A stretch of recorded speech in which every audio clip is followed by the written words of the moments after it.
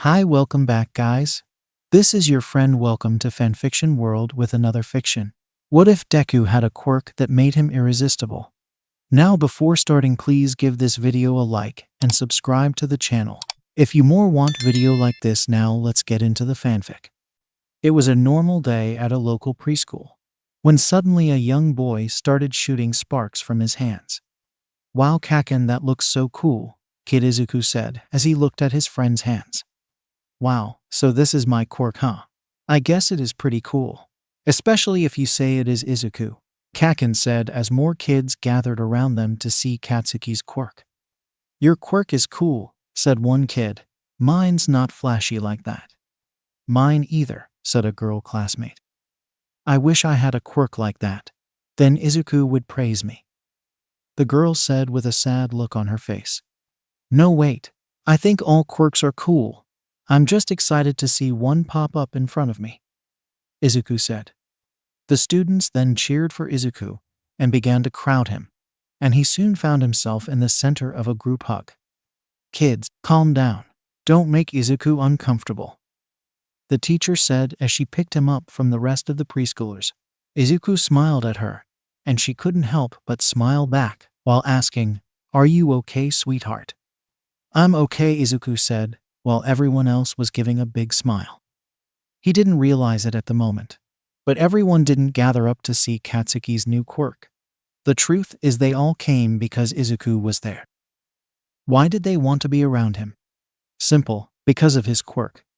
Izuku's mom Inko would pick him up that day while smother him. Not that was weird since recently she had been acting that way. Sure, she was always loving with him before, but she soon started acting extra loving, which she found strange. Izuku was now 4, and he hadn't shown any sign of manifesting a quirk. Inko got worried. Her son wasn't showing signs of a quirk, and she knew how bad he wanted to be a hero, like his idol All Might. But as the time for his doctor appointment approached, worry began to fill her mind. "Good news," the doctor said. "Your son is definitely getting a quirk.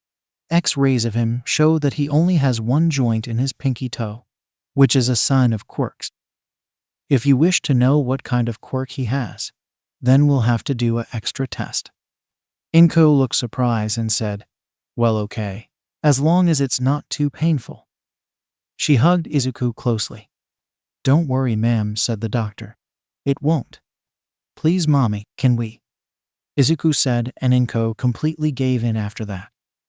The doctor took a blood sample and said they will have the results next week.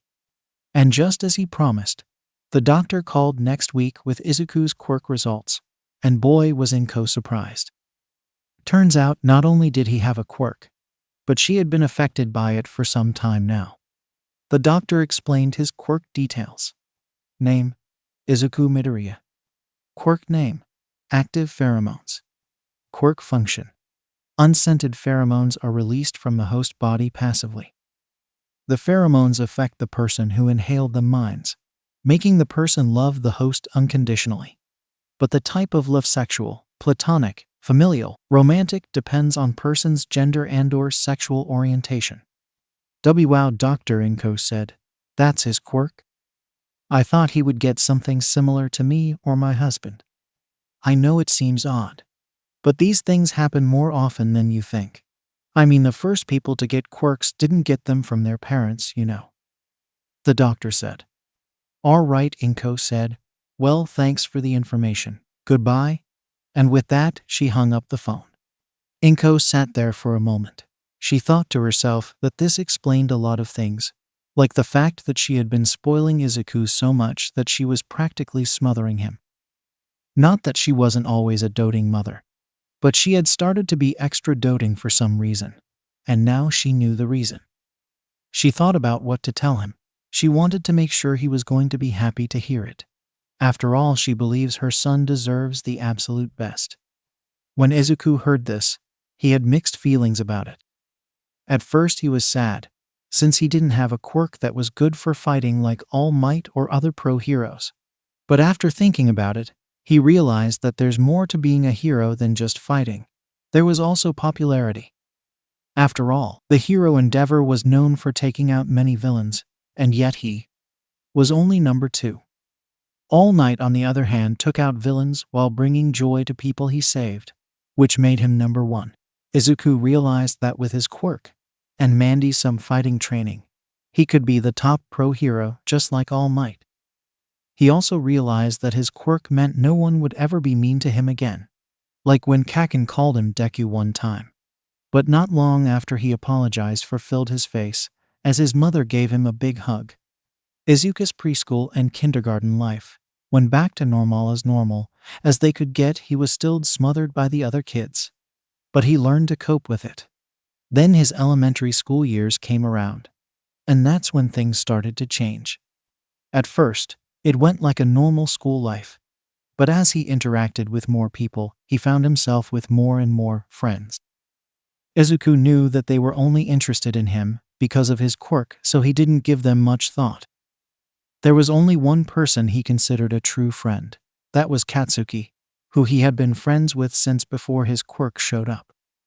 Their friendship was big enough for them to regularly come to each other's houses. Katsuki would come to hang out and enjoy in-house cooking, and Izuku would go to Katsuki's to train their quirks. Well, that's what Katsuki did. Izuku just worked out like a normal person. Izuku had also learned that his quirk could become ineffective somehow. After a hard workout, Izuku got home late, and his mother scolded him for staying out too long. "Izuku Midoriya, how dare you stay out past curfew?" Inko said. I'm sorry, Mom. Please calm down," Izuku said. "Don't tell me what to do, Izuku. Just go clean yourself up and go straight to bed," Inko said. "What about dinner?" asked Izuku. "There won't be any. It's part of your punishment," Inko said. Izuku signed and went to take a shower.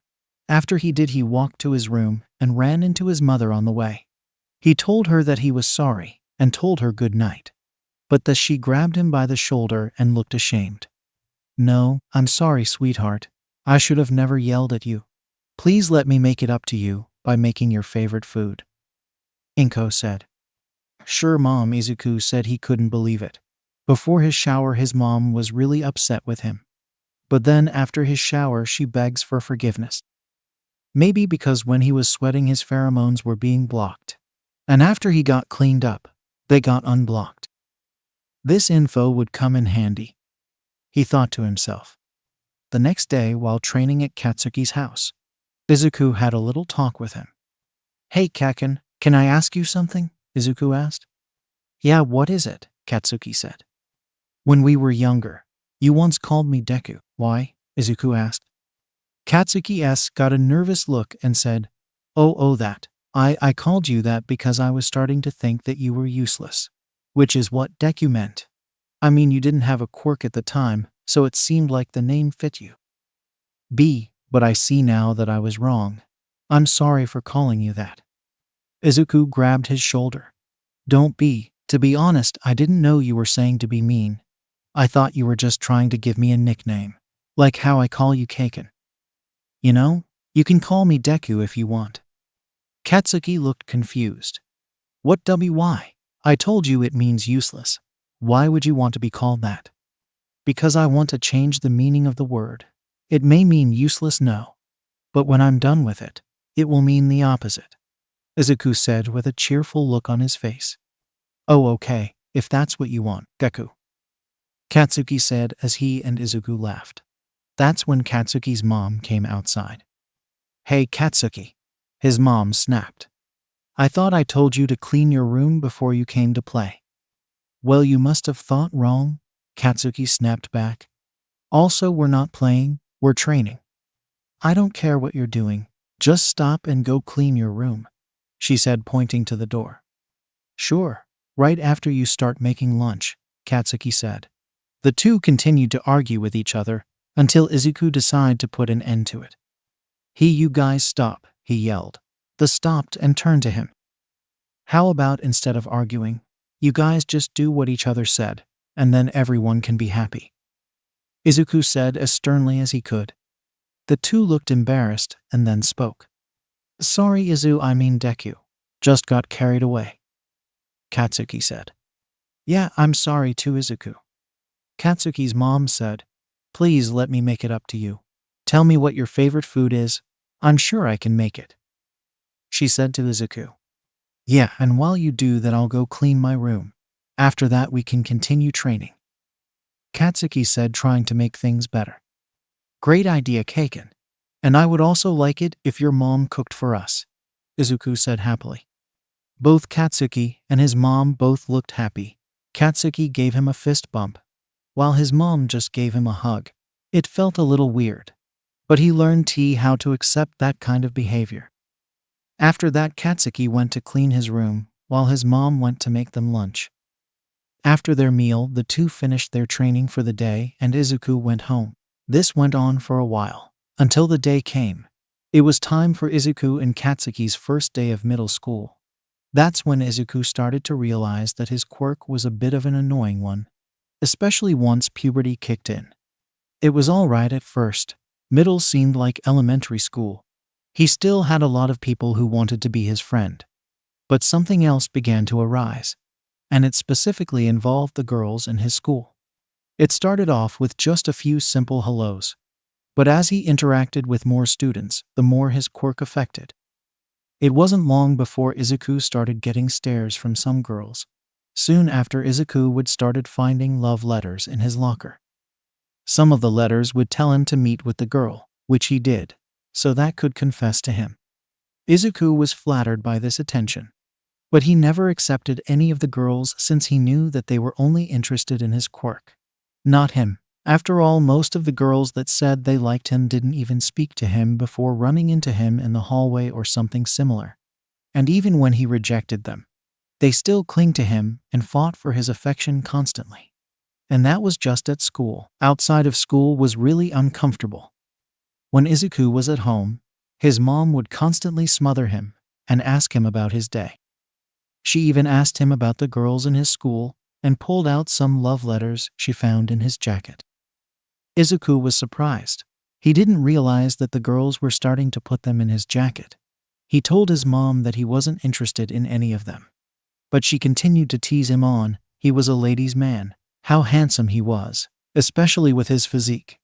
But that was nothing compared to what happened at Bakugo House.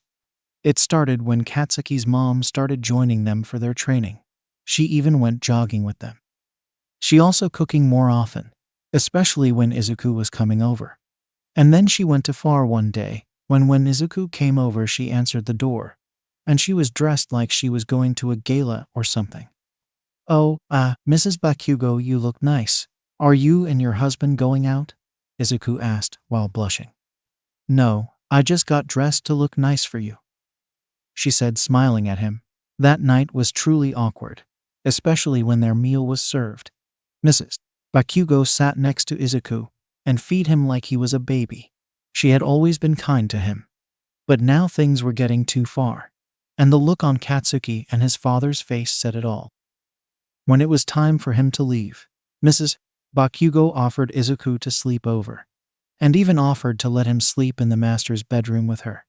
This was the last thing Izuku needed to realize that he and Bakugo should probably start training somewhere else. Bakugo tried to convince his mom, but had no luck. When Izuku stepped up, however, she immediately gave in. Hey, Kaken, sorry, I made all this happen, Izuku said. Don't worry, Deku. It's not your fault. Let's just focus on improving our skills. We only got 3 more years to prepare after all, Katsuki said while holding his fist out. Yeah, you're right. Let's do it, Izuku said as they first bumped each other. After 2 years, Izuku and Katsuki's grew exceptionally. Katsuki was now strong enough to withstand his explosions with hurting himself. And Izuku, even though his quirk hadn't changed, his skills had. He was now strong enough to keep up with Katsuki, and he also picked up some fighting skills from Katsuki. The time had come for Izuku and Katsuki's last year of middle school. They both knew what they wanted to do. Apply for UA. Izuku was exciting, but little did he know that this year he would encounter someone who would change his life forever. Someone who he looked up to and wanted to be like. That person was no other than the #1 hero, All Might. Deku woke up to the sound of his alarm. Is another day. Time to go to middle school, and then come straight back home. Now you would think that with a quirk like his, he would be a people person. But no, he has chosen to shut himself off from the world, most of it anyway. He didn't want to be distracted by all those people. He wanted to focus entirely on becoming a hero. So he would normally go to the woods to train with Katsuki. But today he wanted to take a got ready for school and went to the kitchen where he found his mom making his favorite breakfast. "Morning, sweetheart. Ready for breakfast?" Inko asked with a smile on her face as Deku sat down. "Yeah, Mom, I'm hungry, but I'm sure you'll take care of that," Deku said as he saw the spread of food. There was bacon, eggs, and toast. His mom would always go overboard like this. "I sure will, baby. Just let me finish making these pancakes for you. Then we can eat together," Inko said as she turned her attention to the stove. Deku just sat there and thought to himself how his life was like because of his quirk. His outside life was kind of a mess, but he had to admit his home life was great.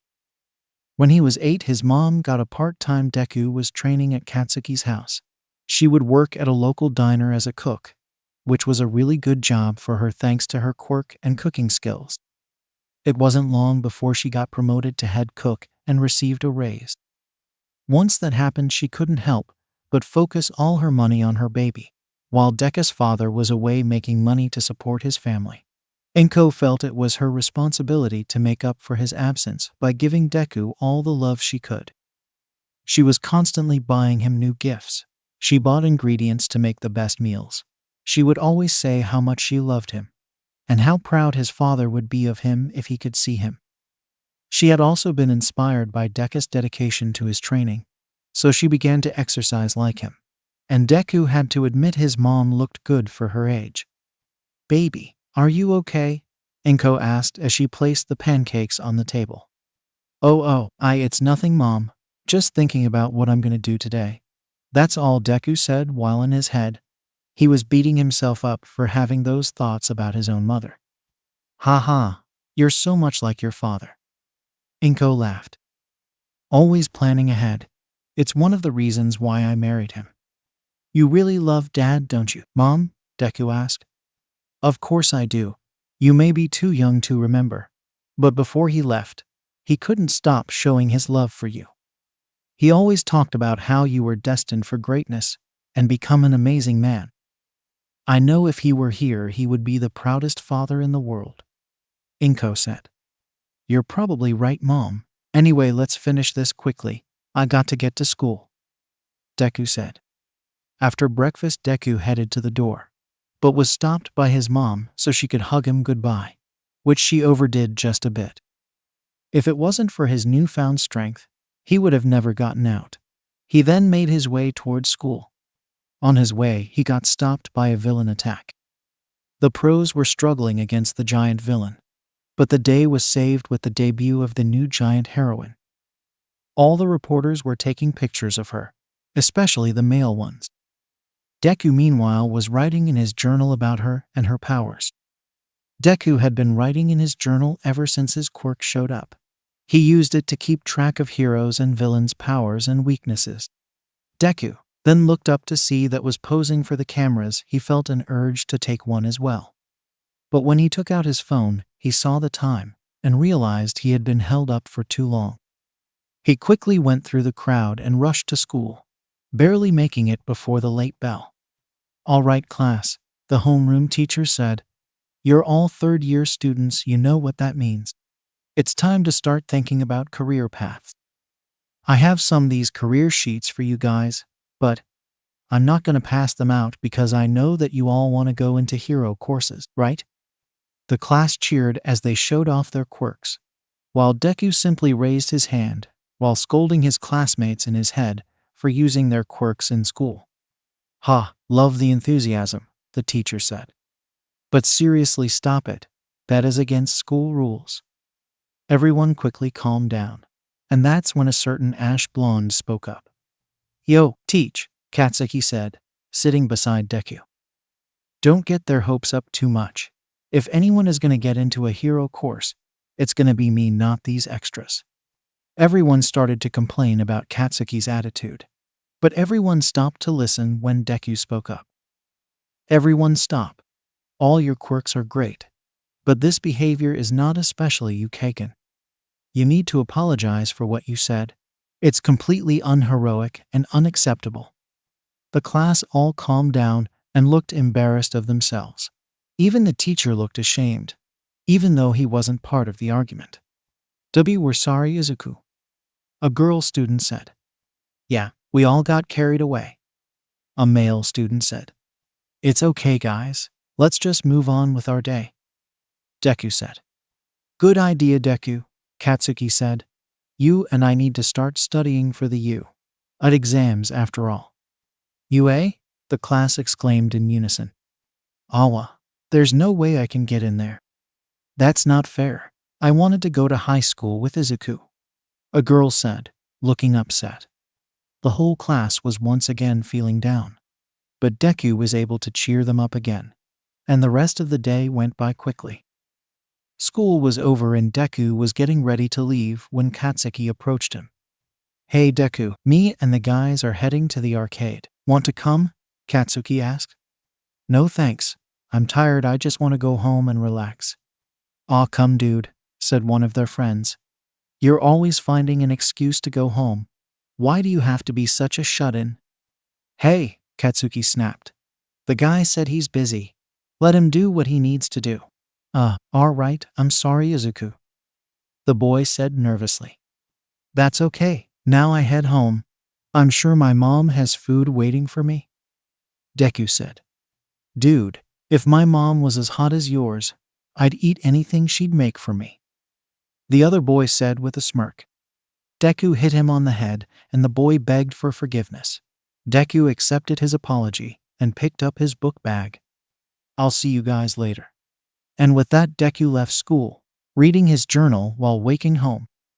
He decided that he would take a shortcut home. It was a route under a bridge. He kept waking until he heard a strange noise. There was a manhole cover shaking until it flew open and out came some sort of sludge. When the cover flew off, some of the sludge splashed on Deku. He then looked to see some sort of sludge monster. Ah, a medium-sized vessel for me. Don't mind if I do. The villain said. No, wait, do. Deku said before the villain's sludge began to enter his mouth. He tried to fight back, but he just wasn't strong enough. He almost passed out. That's when something flew out of the manhole once again, and the Deku heard the words. Texas, smash. After that, a gust of wind blew over Deku. It caused the sludge villain to burst and splatter all over.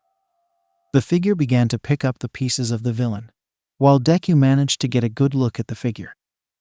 All Might, Deku said in awe. His idol, the #1 hero, was here. Not to mention just saved him. He had so many questions for him. Not to mention he wanted an autograph. There we go. All Might said as he put the last of the sludge in a bottle. Are you hurt, young man? He asked. And no, sir, Deku said. Good. But I'm sure you've smelled better.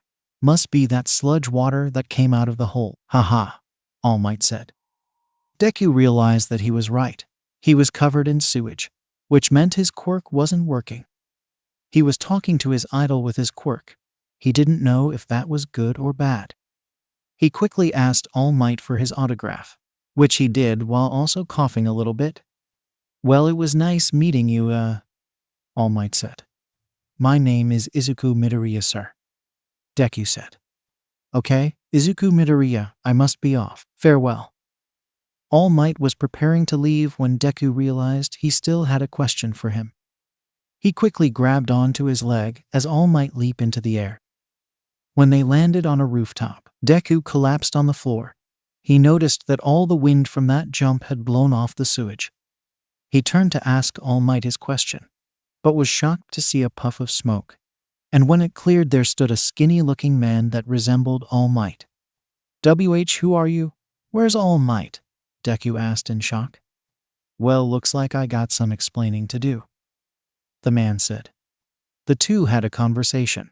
The man explained how he was All Might, but this was his true form, and showed him his injury he got years ago. While Deku explained his quirk, and how All Might shouldn't get too close to him. He then asked All Might his question. All Might, sir, he said, can I become a pro hero like you? All Might thought for a moment and said, sure, kid. Maybe not one of the top pro heroes like me, but you can definitely become a good pro hero. This filled Deku with joy. His idol told him that he could be a pro hero, not the #1 hero, but a hero nonetheless. After that, All Might said goodbye as he made his way to the door. Deku soon followed, and the two went their separate ways, or so it seemed. As Deku continued on his way home, he noticed a crowd in the Tatooine Market Center. He made his way to the front where he saw the sludge villain from before holding a hostage. He looked closely to see that it was Katsuki. His face went pale. He realized that this must have happened when he grabbed hold of All Might. The bottle must have dropped. The villain got out and was now holding his best friend hostage. Deku looked around to see the pro heroes in the area were doing nothing. Why are they just standing there, he thought to himself. Kachin is in trouble. They should be saving him. Deku's mind then went blank, and the next thing he knew he was jumping over the caution tape and straight for the villain. Kid, stop, one of the bystanders said. Someone get that boy, one of the pro heroes said. Deku went towards the villain and leaped at him with all his strength. He then reached in to save Katsuki. The sludge villain was about to snatch him, but for some reason he couldn't bring himself to harm the boy. What's wrong with me, he thought to himself. This is the same beat from before. Why do I suddenly care about his well-being? This distraction allowed Deku to pull Katsuki out of the villain. The two landed on the floor and began to run towards the crowd. The villain tried to reach for Katsuki, but that's when a figure dropped from the sky and bellowed, I am here. The villain was taken aback with All Might's appearance. He tried to wrap him up with his sludge, but All Might simply shrugged it off. That's when he charged at the villain and threw a punch while shouting, Detroit Smash. This attack completely blew the villain away, while the wind pressure from the attack also changed the weather. With the villain's defeat and arrest, reporters began to swarm All Might, while Deku was being commended by the other pro heroes for his bravery. Wait, you guys are angry? Deku asked. Yes, we are, one of the heroes said.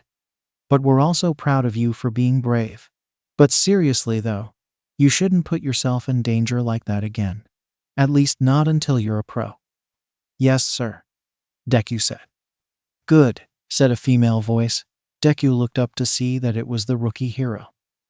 I'm really glad you didn't get hurt, she said as she got closer to him. Yeah, Deku said, starting to blush. I should probably get home now. That's when grabbed his shoulder and said, you know, if you become a pro, you're more than welcome to come be a sidekick at my agency, she said, smiling at him. Yeah, I might take you up on that. Deku quickly got up and left, while the other pros just started in confusion. Hey, new girl, one of them said. If I didn't know any better, I'd say you were just flirting with that kid. What? I wasn't flirting, she snapped back. Although I will say, he was pretty cute. The other pros just stood there rolling their eyes. Deku continued home. When he was almost there, he was stopped by Katsuki, who thanked him for saving him, and to be more careful from now on. Okay, Kakin, but if you're in trouble again, I can't make any promises, Deku said. No, Deku, Katsuki said. I wouldn't be able to forgive myself if something happened to you because of me. Promise me you won't do it again. Sorry, Kakin, but I can't make a promise like that. You're my best friend. If you're ever in trouble, of course, I'll try to help, Deku said. Thanks, Deku, Katsuki said with tears in his eyes. We'll see you at school, Kakin, Deku said, smiling. Yes, see you at school, Katsuki said as he walked off to his house. Deku had just begun walking when a figure dropped from the sky and shouted, I am here. What? Deku said as he took a step back. That's when All Might got surrounded by smoke and Deku once again saw the true form of his idol. What are you doing here, sir? Deku asked, while All Might wipes blood from his mouth. I'm here to inform my successor of his responsibilities," he said with a smile on his face. What do you mean successor?" Deku asked. All Might explained that he was actually quirkless, and that this power he has is actually called One for All. He told Deku that he has been chosen to be the ninth holder of the power. Deku took some time to process this information, then asked All Might a question. "Are you only doing this because of my quirk?" Deku asked. "No, I mean now that I'm close I can feel your quirk's effect on me. But that's not what made me choose you. That happened when I saw you save your friend from the villain from inside the crowd. You clearly have the heart of a hero, not to mention you seem like a strong fighter. Please accept my power, young Midoriya, and I will turn you into the next symbol of peace." All Might said, bowing his head. "Oh, okay, sir, I accept." Deku with tears in his eyes. He couldn't believe what was happening. He had been chosen by All Might without his quirk. He was now going to train with All Might to inherit his power. All Might told him to meet him at Takoba Beach in 2 days to begin his training. Deku agreed, and the two went their separate ways. Wow, I can't believe this. I always wanted to be a hero like All Might, and now I'm going to be trained by him and inherit his power. Nothing could ruin this moment, Deku thought to himself as he entered his home. When he walked into the living room, he saw his mom sitting on the couch watching the news about the villain attack. She looked horrified when Deku appeared on the screen to battle the villain. Hi Mom," Deku said sheepishly. Inko quickly turned her head, her eyes filled with tears, as she quickly ran to hug Deku. "Oh, my baby, I'm so glad you're safe," Inko said. "Okay, moments ruined," Deku thought to himself as his mom continued to smother him. And so, this was Deku's first step to becoming the next symbol of peace. With only 10 months left of middle school, and his dream of going to a high school, how will Deku prepare for the challenges that await him? Find out next time. It was 5 a.m. in the morning. Deku knew what day it was, his first day of training with All Might. He told his mom that he was getting up early for something, so she left him a breakfast bar on the table. Deku ate it, headed to the beach. Deku arrived at the beach, which looked more like a junkyard. There were mountains of trash everywhere. It's no wonder hardly anyone ever came here. Deku walked along the beach looking for All Might, and he found him, but not in form he was known for. "So this really is your true look, huh?" Deku said. "Sure is. But enough about me, let's talk about you and your training," All Might said. "So what? I'm gonna climb up this garbage or something?" Deku asked. "Close, but no," All Might said. "You're gonna be cleaning this place up." "Wait, what?" Deku asked in shock. "Yeah, you need to clean all this up to make your body strong enough to handle One for All," All Might said. "But sir, I'm already strong," Deku said. "But not strong enough.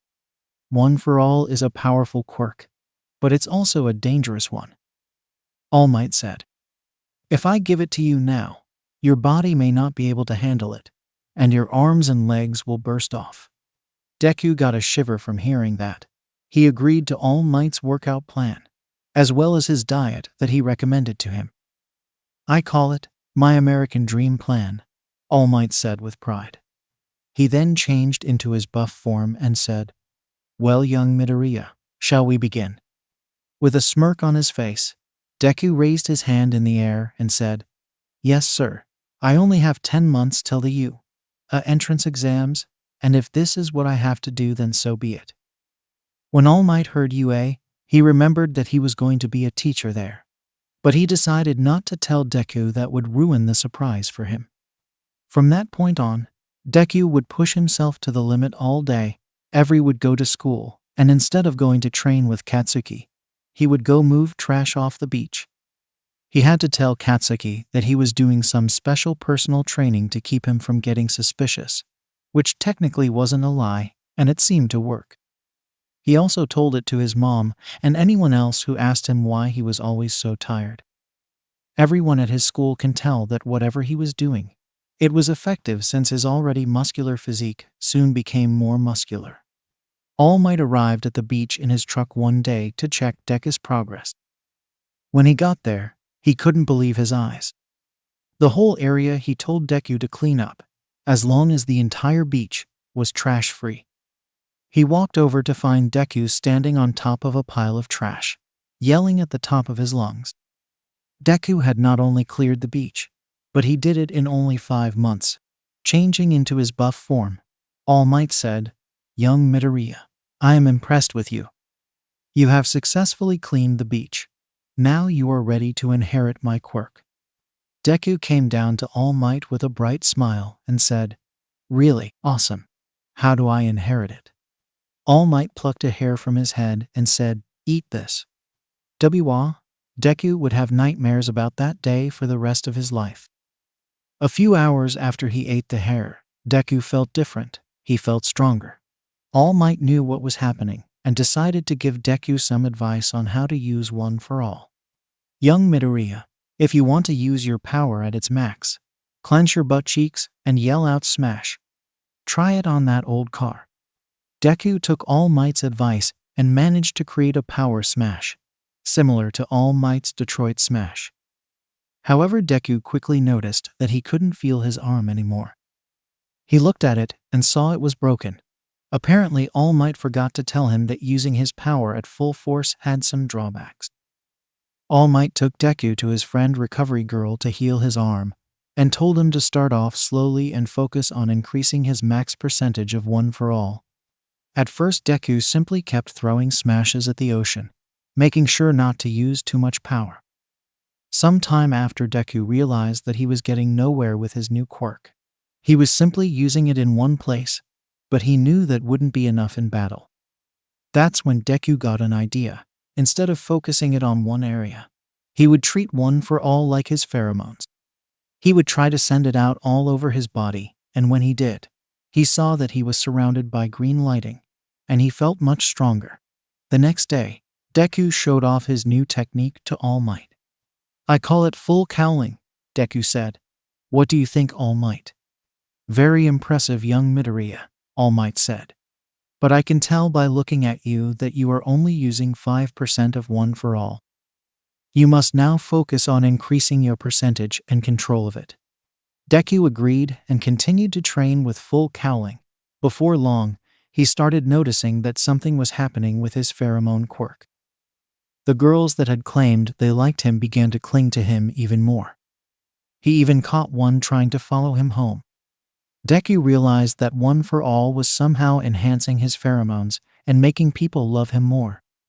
He also noticed that using One for All increased his pheromone range, like when he accidentally used full cowling during PE class, and a couple of girls that were on the other side of the gym came over to flirt with him. Deku realized that he needed to make sure to keep One for All under control when he was around people, or else things would get really weird. The remaining months passed by, and it was now time for the UA exam. All Might had met with Deku to see how he was doing. Deku explained that he had managed to increase his average full cowling percentage to 15%, and could go to 20% in short burst. All Might praised Deku and told him to get to UA quickly. Deku said goodbye to All Might and headed off to UA. Deku approaches the gates of UA with confidence and joy. He ran into Katsuki at the gate, and the two fist bump each other. They walked towards the entrance while talking about how they prepared for the exams. Deku suddenly tripped and almost fell on his face, but he found himself floating in the air. "Sorry, I used my quirk on you without permission," a female voice said aside from him. Deku looked up to see a brunette holding her hands out, while repositioning noticed that she was pretty cute and seemed nice. "Thanks for the help," he told her. "No problem, I was Jew." The girls suddenly started to blush and stutter. No biggie. Just trying to do the right thing," she said, looking nervous. Both Deku and Katsuki knew what was happening. Deku signed and said, "Well, we should probably head inside now, or we'll be late." "You're totally right. Let's do that," See you inside, she said as she walked away with her cheeks still blushing red.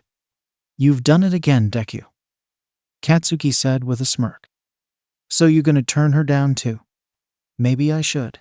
She's clearly into me because of my quirk after all, Deku said. But she saved you, and I'm pretty sure your quirk hadn't reached her by then, Katsuki said. Plus, think about Deku. You can't keep shooting down girls forever. Sooner or later, you're gonna have to choose a chick to date. Also, if you do, maybe the rest of the girls might start leaving you alone. Or maybe they won't. Either way, it's my decision, Kaken, Deku said and pointed towards the building. Let's just go take our exams already. Okay, if you say so, Katsuki said as the two made their way into the building and into the auditorium. That's where the famous present Mike gave everyone the written exams. After that, he explained the rules of the practical exam and told everyone to head to their designated area. Deku and Katsuki got put in separate areas. They high-fived each other and went to their battlegrounds for the test. Deku went to the training ground for the exams. It was basically a replica city, which was a good way to prepare them for a real life. He got there. He saw the girl who saved him earlier. He was about to say hi when he was stopped by a tall blue-haired boy with glasses. Hey, do not ruin her focus. Pay attention to the exam right now, he scolded him. Deku said okay and got himself ready. But that when the boy apologized for scolding him and wished him good luck. Deku accepted this with a sigh, and that's when they heard Present Mike on the speakers. Everyone ready? Start. But no one moved. What are you doing? There are no countdowns in real situation. Go. Everyone then charged into the training ground. But they were caught off guard when a green-blue ran by them. It was Deku. Using full cowling at 15%, he managed to get ahead of everyone, even the blue-haired boy that had exhaust pipes on his calves. When he came across some two-pointers, he simply used his fingers to make a Delaware smash, which completely destroyed the two-pointers. Deku also used one for all to leap on the rooftops to get a better view of the battlefield. This allowed him to find where more two-pointers, as long as some three-pointers were. Some time went by and Present Mike announced there were only 5 minutes left. Deku calculated he had about 94 points. He wanted to get at least 100. He was just about to head towards some three-pointers when there was rumble in the area. Deku looked for the source and saw that there was a giant robot, about 100 FT tall, moving through the area. So that's the zero-pointer robot. Honestly, I think it's a bit too much, Deku said. He then saw all the other participants run from the robot. He was just about to flee as well. But that's when he heard a cry for help. Help, a voice said from nearby. Deku looked at where the voice came from. It was the brunette girl that saved him from falling earlier. She was trapped under some rubble, and the zero-pointer was approaching her quickly. Oh no, she's going to get crushed if she doesn't get out of the way, Deku thought to himself. Then, without thinking, he started moving towards the girl at top speed. When he got to her, he lifted the rumble off her legs, and she got out quickly. Run, Deku told her. I'll take care of the robot. How? She asked as she stood up. Like this. Deku then charged 20% of one for all in his legs and leaped up at the robot. He then charged 20% in his arm, but then thought that 20% wasn't enough. So taking a risk, he charged 30% in his arm and shouted, Detroit Smash! The robot was pushed back by the punch. It then fell backwards and landed on its back with a big dent on its torso. Everyone watched in awe, while the blue-haired boy thought to himself, why didn't he run? Did he know something we didn't? After that, Deku landed on the ground. His arm wasn't broken, but it was sore. That's when the girl he saved spoke up. Wow, you just took down that big robot. That's so cool. She said, you also saved me, so, thanks, she said, blushing. Don't mention it, Deku said. That's when Present Mike said through the speakers that time was up. The girl apologized for taking up his time, but Deku told her that it was fine, and he was happy to help her. After that, recovery girl came and healed Deku's injuries while scolding him for hurting himself. After that, Deku made his way towards the exit where he met up with Katsuki. "Hey Deku, how did it go?" Katsuki asked. "Pretty well. Last time I checked I had 95 points," Deku said. "What, no way," Katsuki exclaimed. "I got 76. You beat my score. What kind of training did you do? And how did your quirk get so strong?" Deku told Katsuki what he told everyone, the excuse he and All Might came up with. How he learned how to use his pheromones like fuel to enhance his muscles, which increases his strength. He also explained that the wind pressure was created by releasing his pheromones at a high rate in certain parts of his body. Everyone seemed to believe him. But then again, everyone liked him so much they practically believed everything he said. A week passed and Deku was waiting for his acceptance letter. He was pretty sure he got in. After all, he almost got 100 points. That's when his mother came into the living room with a letter in her hand. Deku took it to his room and opened it, and out came a disc that displayed a holographic video. Deku immediately recognized the person on the video. It was All Might. "Greeting, young Midoriya. I'm happy to tell you that you did extraordinary on both of the exams," All Might said. "I also want to congratulate you on getting first place. You got 95 hero points, and there was also a secret portion of the test called rescue points, which you earned 40 of. So you came in first with 135 points total. I look forward to seeing you in school, young Midoriya. See you then." The video ended with those words.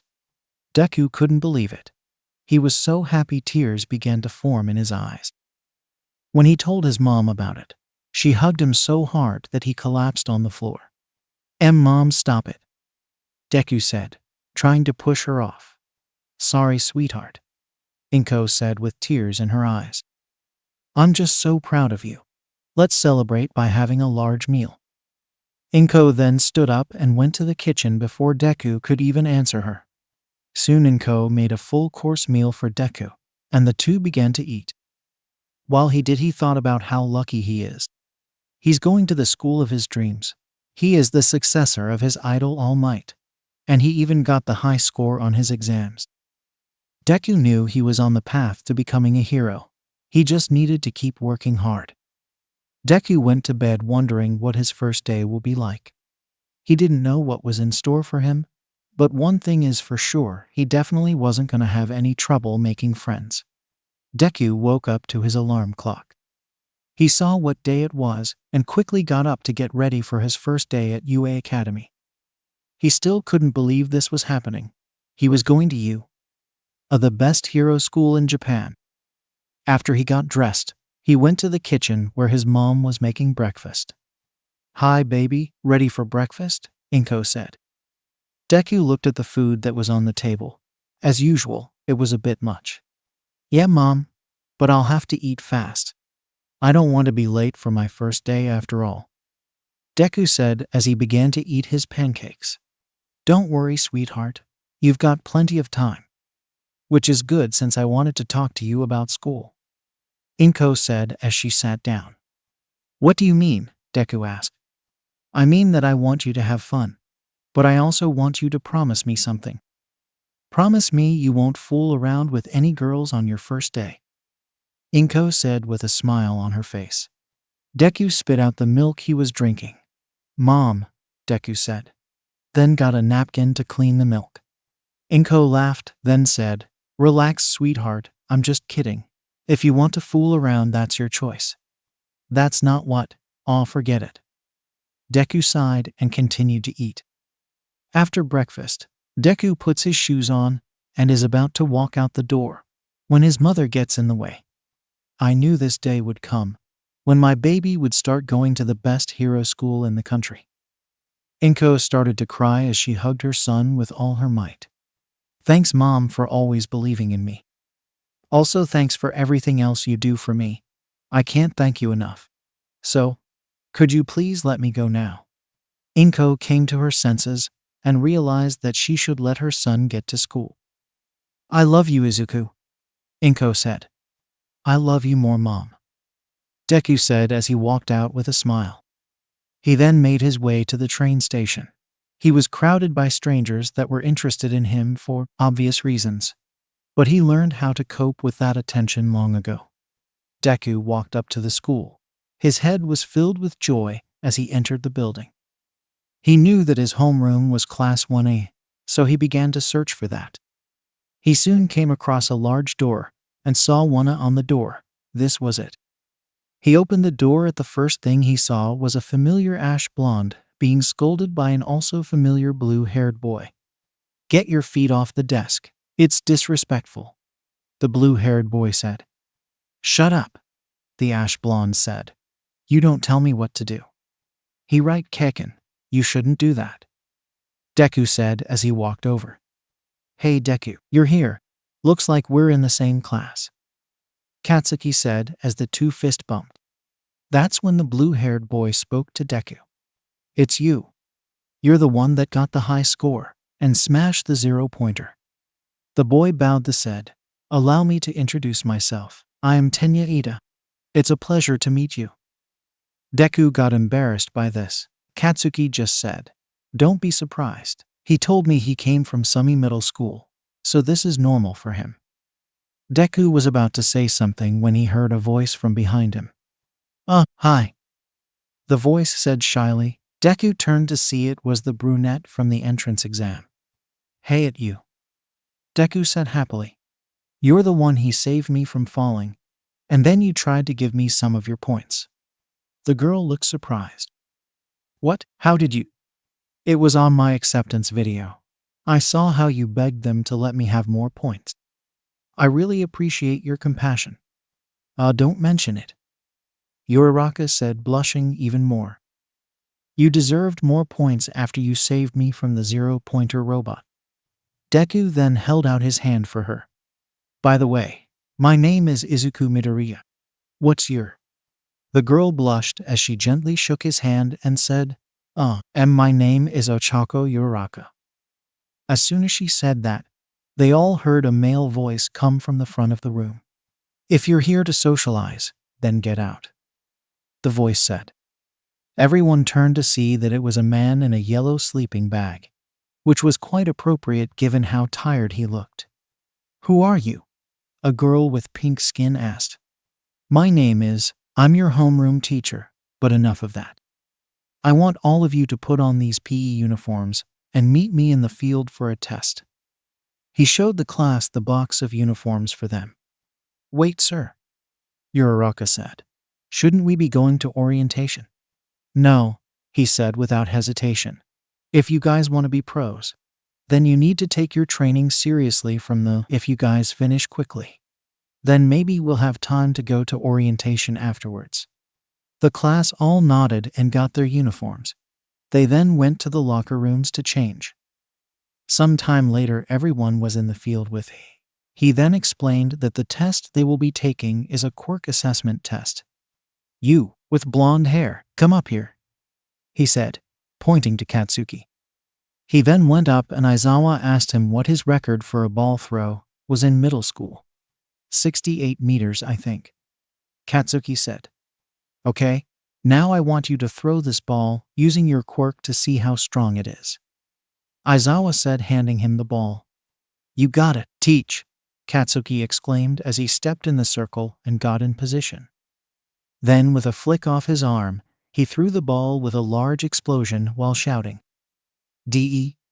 When the results came up, the total distance was 723.5 meters. Everyone was impressed, including Deku. He told Katsuki he did a great job and Katsuki gave him a thumbs up.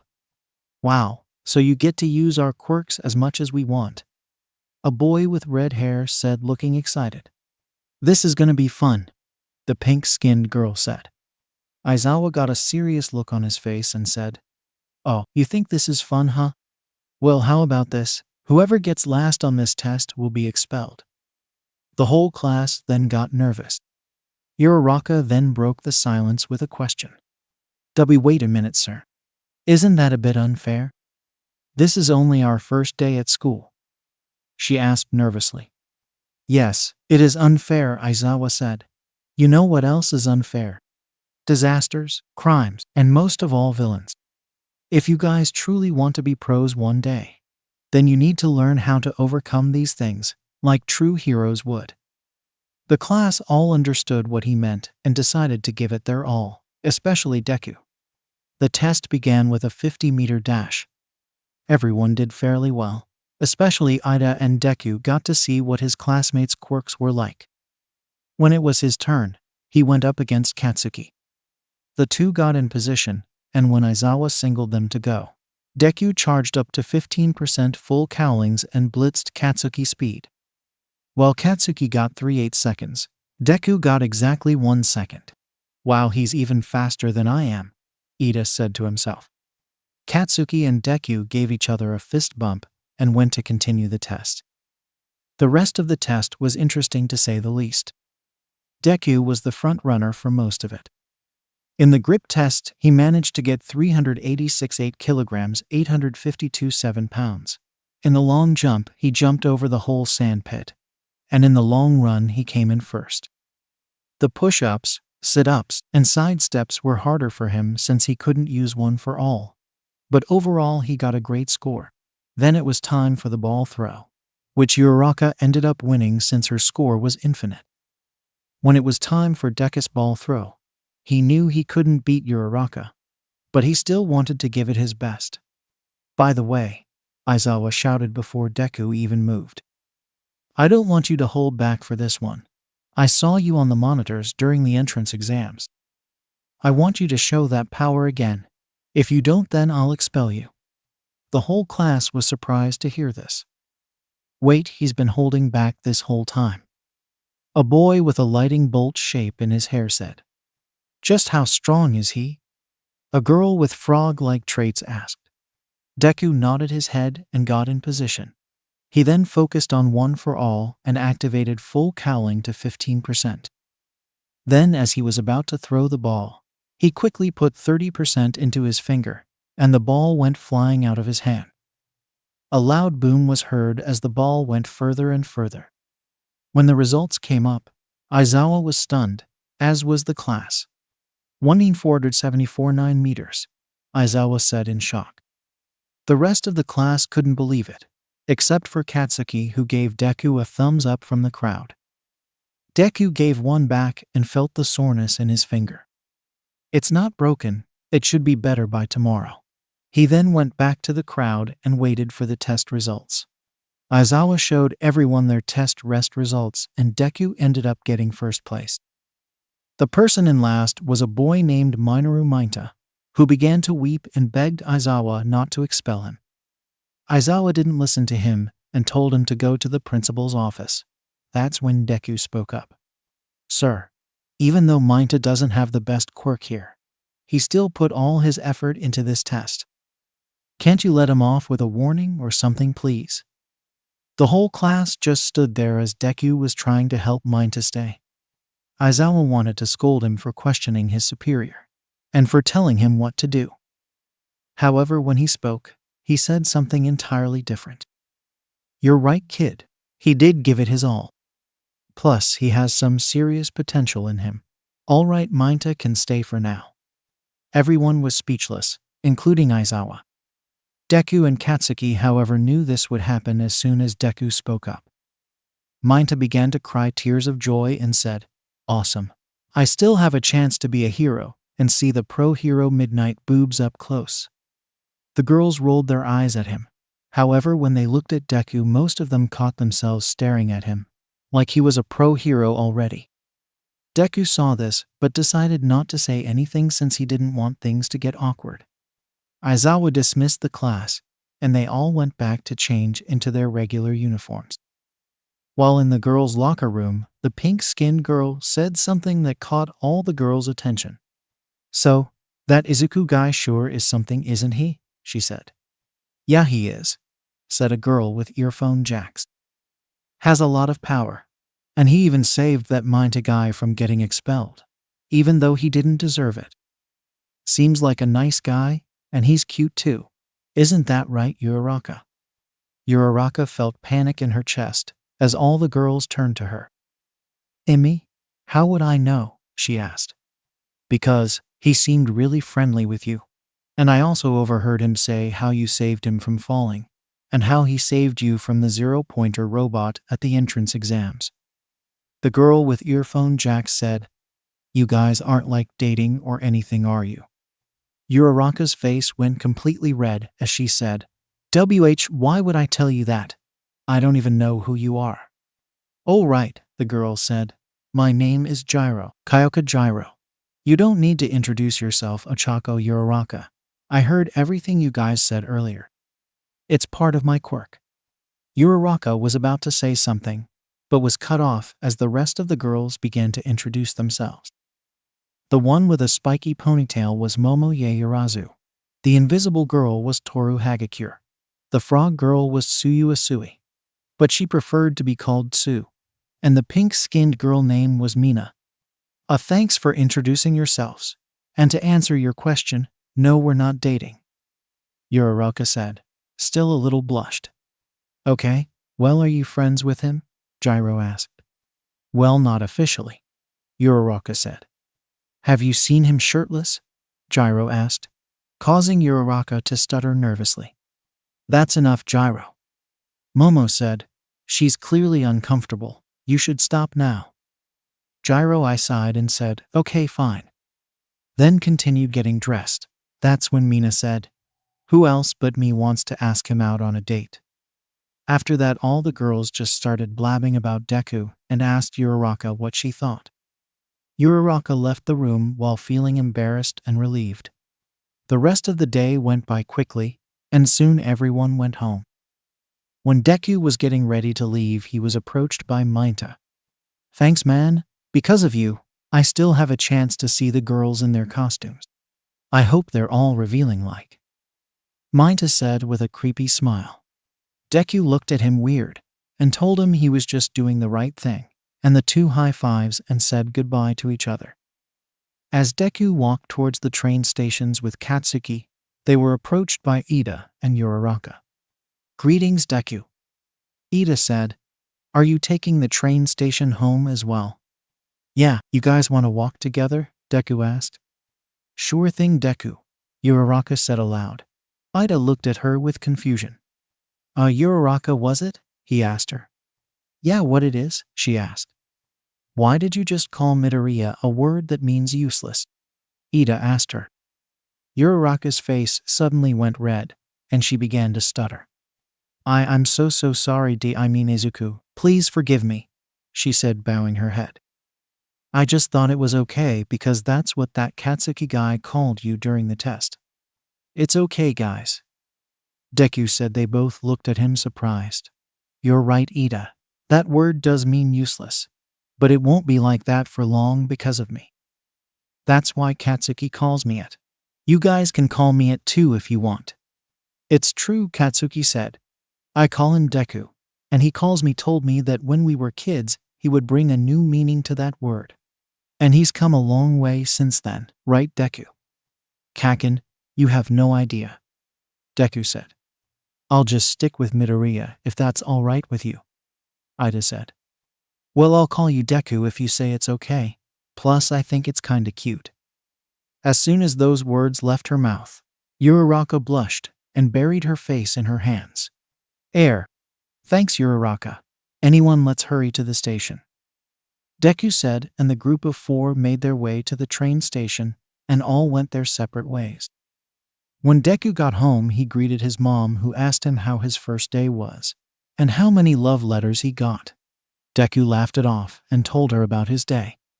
They sat down for dinner, and after they finished, Deku went to his room to go to sleep.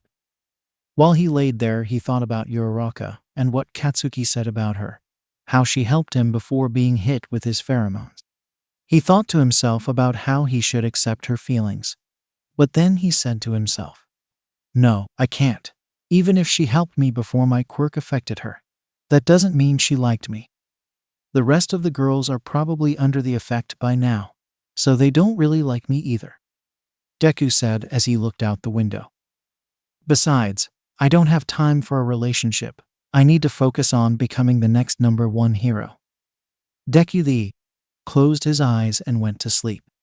He told himself that he would get into a relationship, but he would soon learn that it was going to be more difficult than he thought. Deku woke up to the smell of breakfast. His mom had made it for him ahead of time. He thanked her and told her that he was off to school. She hugged him goodbye and headed off to work. When Deku got to school, he noticed that as he walked through the halls, he would get stares, especially from the girls. He knew what was wrong with them and just ignored them. He got to class and waited for Aizawa to start class. But what happened next surprised him. A pound voice came from the door saying, "I am here to teach class." Deku recognized that voice. It was All Might, who had stepped into class wearing a hero costume. "Wow!" A boy with red hair exclaimed. "It's All Might, and he's in his Silver Age costume." So the rumors were true. Mina said, "He really is a teacher here." Everyone fanned out at this. Even Deku fanboyed out at All Might. Despite knowing that All Might was going to be a teacher ahead of time, "Hello, students," All Might said. "Today we will be having battle training. Everyone get your hero costumes on and meet me at ground beta." "Hero costumes?" everyone asked in unison. That's when All Might pointed to the wall and out came suitcases, each with someone's name on them. Everyone cheered, got their costumes and went to change and headed to ground. There everyone complimented each other on their costumes. "Wow, Deku," said Mina. "Your costume looks great. And a little like All Might's." "Thanks, Mina. My mom made it for me."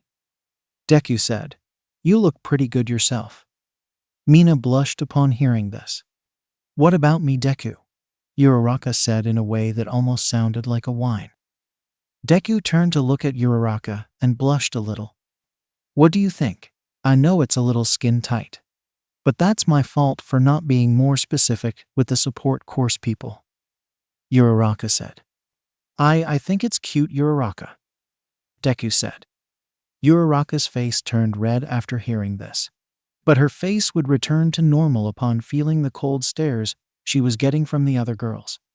"Greetings, students," All Might said as the last of the students appeared in their costumes. "Welcome to your first battle training. Today you will be put in groups of 2 and a team of either heroes or villains. The heroes will try to secure a fake bomb in a building, while the villains will try to stop them.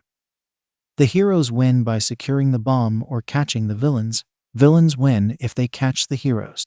Everyone understands this. Good. Now draw from these balls to see who you be partners with." All Might pulled out a bag with little balls in it. They each had letters and numbers on them. "Once you have it, find the person who has a matching one. That person is your teammate," All Might said. Once the students got their balls, they found their team members. "Looks like we're on the same team, Uraraka," Deku said as he walked up to her. "Why, yeah, how cool is that?" Uraraka said, clearly embarrassed. The other girls in class started complaining about how they wanted to be with when All Might explains how real heroes can't always pick and choose their partners, so they need to learn that as well. The girls reluctantly agreed and got with their partners. "Don't get too comfortable, Uraraka," said Mina. "Next time I'll make sure Deku is my partner." "As if he's gonna be my partner," Toru said. "Enough," All Might said. "Forget about next time, focus on now." Everyone nodded and heard the order they would be going in. Deku heard that his team would be in the last fight, and they would be facing Katsuki's team. Deku walked up to Katsuki and said, "Hey Kaken, looks like we're gonna go head to head. This should be fun. I'll get to see what skills you used to get in this school." Deku said with his hand held out, "Just promise me you won't hold back, 'cause I sure as hell won't be." "Okay, Deku, if you want to get hurt that bad," Katsuki said, shaking his hand.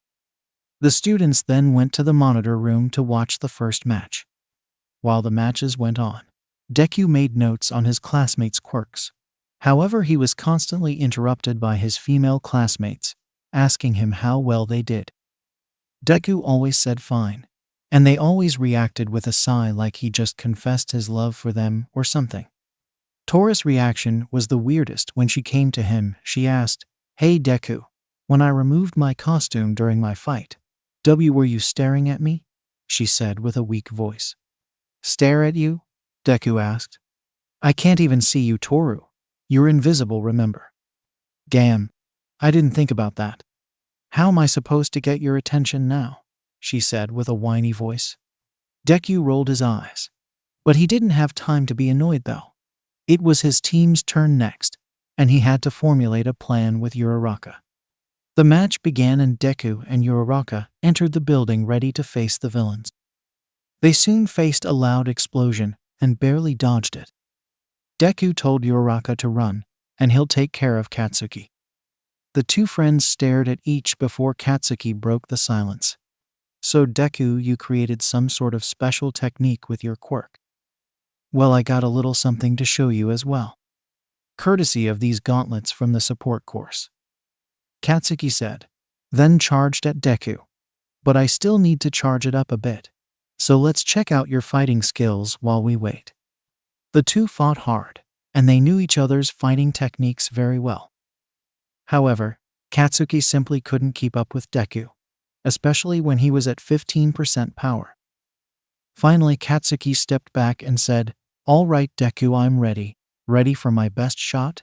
Deku smirked and said, "Bring it on, Kachin." Katsuki then pointed his right gauntlet at Deku and began to charge up a power blast. All Might shouted through the speakers to stop, worried that Katsuki would accidentally kill Deku. Katsuki ignored and shouted, "Here it goes, take this, Deku." Suddenly a huge explosion came bursting out of Katsuki's right gauntlet. It wasn't heading straight for Deku. Everyone watched in horror, worrying what would happen to him. Then, before the blast reached him, Deku charged up to 20% full cowling and shouted, "Smash!" The explosion was then pushed back at Katsuki and knocked him back straight into the wall, knocking Katsuki out. "Nice try, Kakin," Deku said. "You've certainly improved a lot these past months." Everyone in the monitor room cheered for Deku as he left Katsuki behind and went to find Uraraka. When he caught up to her, she was in the middle of fighting Ida. Deku quickly charged in with full cowling and Ida tried to stop him, but Deku was simply too fast. Deku grabbed the bomb and All Might announced that the hero team had won. After the last round, everyone went to get charged back into their uniforms. Since no one got hurt too bad, no one went to Recovery Girl. Deku arrived in class, and as soon as he did, he was surrounded by all his classmates. "Hey dude, you were so manly out there. I'm Ijiro Kirishima, by the way," the red-haired boy said. "I'm Mina Ashido." "Kirishima's right. You are manly," she said, blushing. "I'm Kyoka Gyro, but everyone just calls me Gyro," Gyro said with a smile. The other students continued to introduce themselves until Deku told them to stop, which they listened to, of course. After the day was done, Deku and his friends all went to the train station to go home. Once Deku got home, he greeted his mother, who asked him what he wanted for dinner. Deku told her that he would help her make it, and she reluctantly agreed. During their meal, the two made small talk. "So how was school?" Inko asked. "It was great. We got to meet All Might, which was technically a lie since Deku has known him for months now. We even had battle practice, and I got to show off my power and the costume you made me. My team won the training, by the way," Deku said as he continued to eat his mochai. "Wonderful, baby," Inko said happily. "Now how about the thing?" "What other thing?" Deku looked confused. "Found any potential girlfriends yet?" Inko said with a smile. "Mom, how many times are you going to ask that?" Deku said with red cheeks. "Sorry, baby, but you know how badly I want you to meet someone. Especially since you have the perfect quirk for it," Inko said before drinking her water. "Perfect quirk?" Deku said. "Mom, my quirk is good for a lot of things. Getting a girlfriend is not one of them." "Are you kidding?" Inko laughed. "I bet by now all the girls in school have a crush on you." Deku was about to say something, but then he realized his mom was probably right. After all, every girl in his class were already staring at him when they thought he wasn't looking. He also overheard some talking about how cute he was during the battle training, and that was just in class. During lunch, he was approached by a girl with green hair who he ran into in the hallway. She introduced herself as Ibara Shiozaki from class was 1B, and she asked if she could sit with Deku and his friends. Deku allowed her to despite Uraraka's protests. "Who are you? His girlfriend?" Ibara asked. What? No, I mean kinda. Wait, Uraraka would have kept going if Deku hadn't stopped her. After lunch, she told Deku that she wants to eat lunch with him every day. "But won't your class get upset at you for that?" Deku asked. "That's cool. As long as you're not upset with me, I'm okay," Ibara said. Deku realized that his mom was right. He was affecting all the girls already, and it wouldn't be long before the love letters started showing up. "You know what, Mom? The girls might be interested in me, but that doesn't mean I'm interested in them," Deku said, finishing the last of his mochi. "But sweetie, you gotta be interested in some girls," Inko said.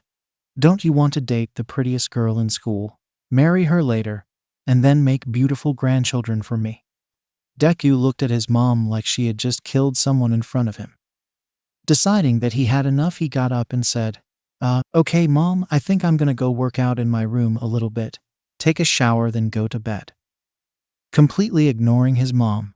Not that she would ever complain about it since she was so doting with him.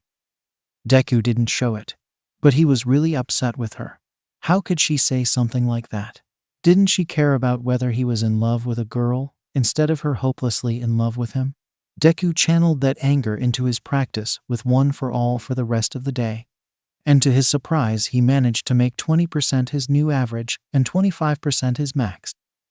Of course, this caused some complaints to the neighbors, but they quickly calmed down when Deku showed up at the door.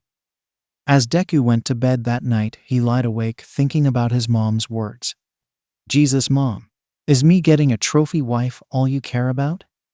With those thoughts, Deku went to sleep thinking about the burden his pheromones bring. Deku woke up the next day and quickly went to the kitchen for breakfast, which of course his mom was making. "Hi, baby," Inko said as she flipped the bacon on the stove. "Hey, Mom, listen about yesterday." Before he could say any more, Inko stopped, saying, "No, sweetie, it's my fault. I should mind my own business. I just want you to get a girlfriend, and a beautiful one at that," she said, bringing the bacon to the table. "Thanks, Mom. I knew you would Deku was cut off again. "Which is why I looked over the school website and found some girlfriend candidates for you," Inko said as she handed a list she printed out with names of different girls on it. Deku recognized most of these names since they were girls in his class, but some of them were girls from other classes and even other grades. Like this girl named Nejire Hado, who is a third-year student. Deku was about to say something when his mom spoke up first. "I recommend the girl named Momo Yaeurazu from the photos on the website. She is the tallest and most beautiful girl in the school, and according to rumors, she is part of a very wealthy family." Well, that would explain a lot, Deku thought to himself. Yaeurazu did get into you. A through recommendation after all. Inko continued, "However, you don't have to listen to me. It's your choice, and I promise to support whoever you choose and to not interfere with any of them. As I said, I need to mind my own business," Inko said with an innocent smile. But Deku could feel his anger rise. But he couldn't bring himself to lash at his mom, so he hid it all away and said, "Thanks, Mom, this will help me big time," Deku said with a forced smile, which Inko totally bought. Deku wolfed down the rest of his breakfast and headed for the door when his mom stopped him. "Wait, baby, you didn't give me a hug." She opened her arms and Deku went to embrace her, but he got carried away and hugged her a little too tight. "Whoa, baby, relax, I love you too, but we'll see each other later."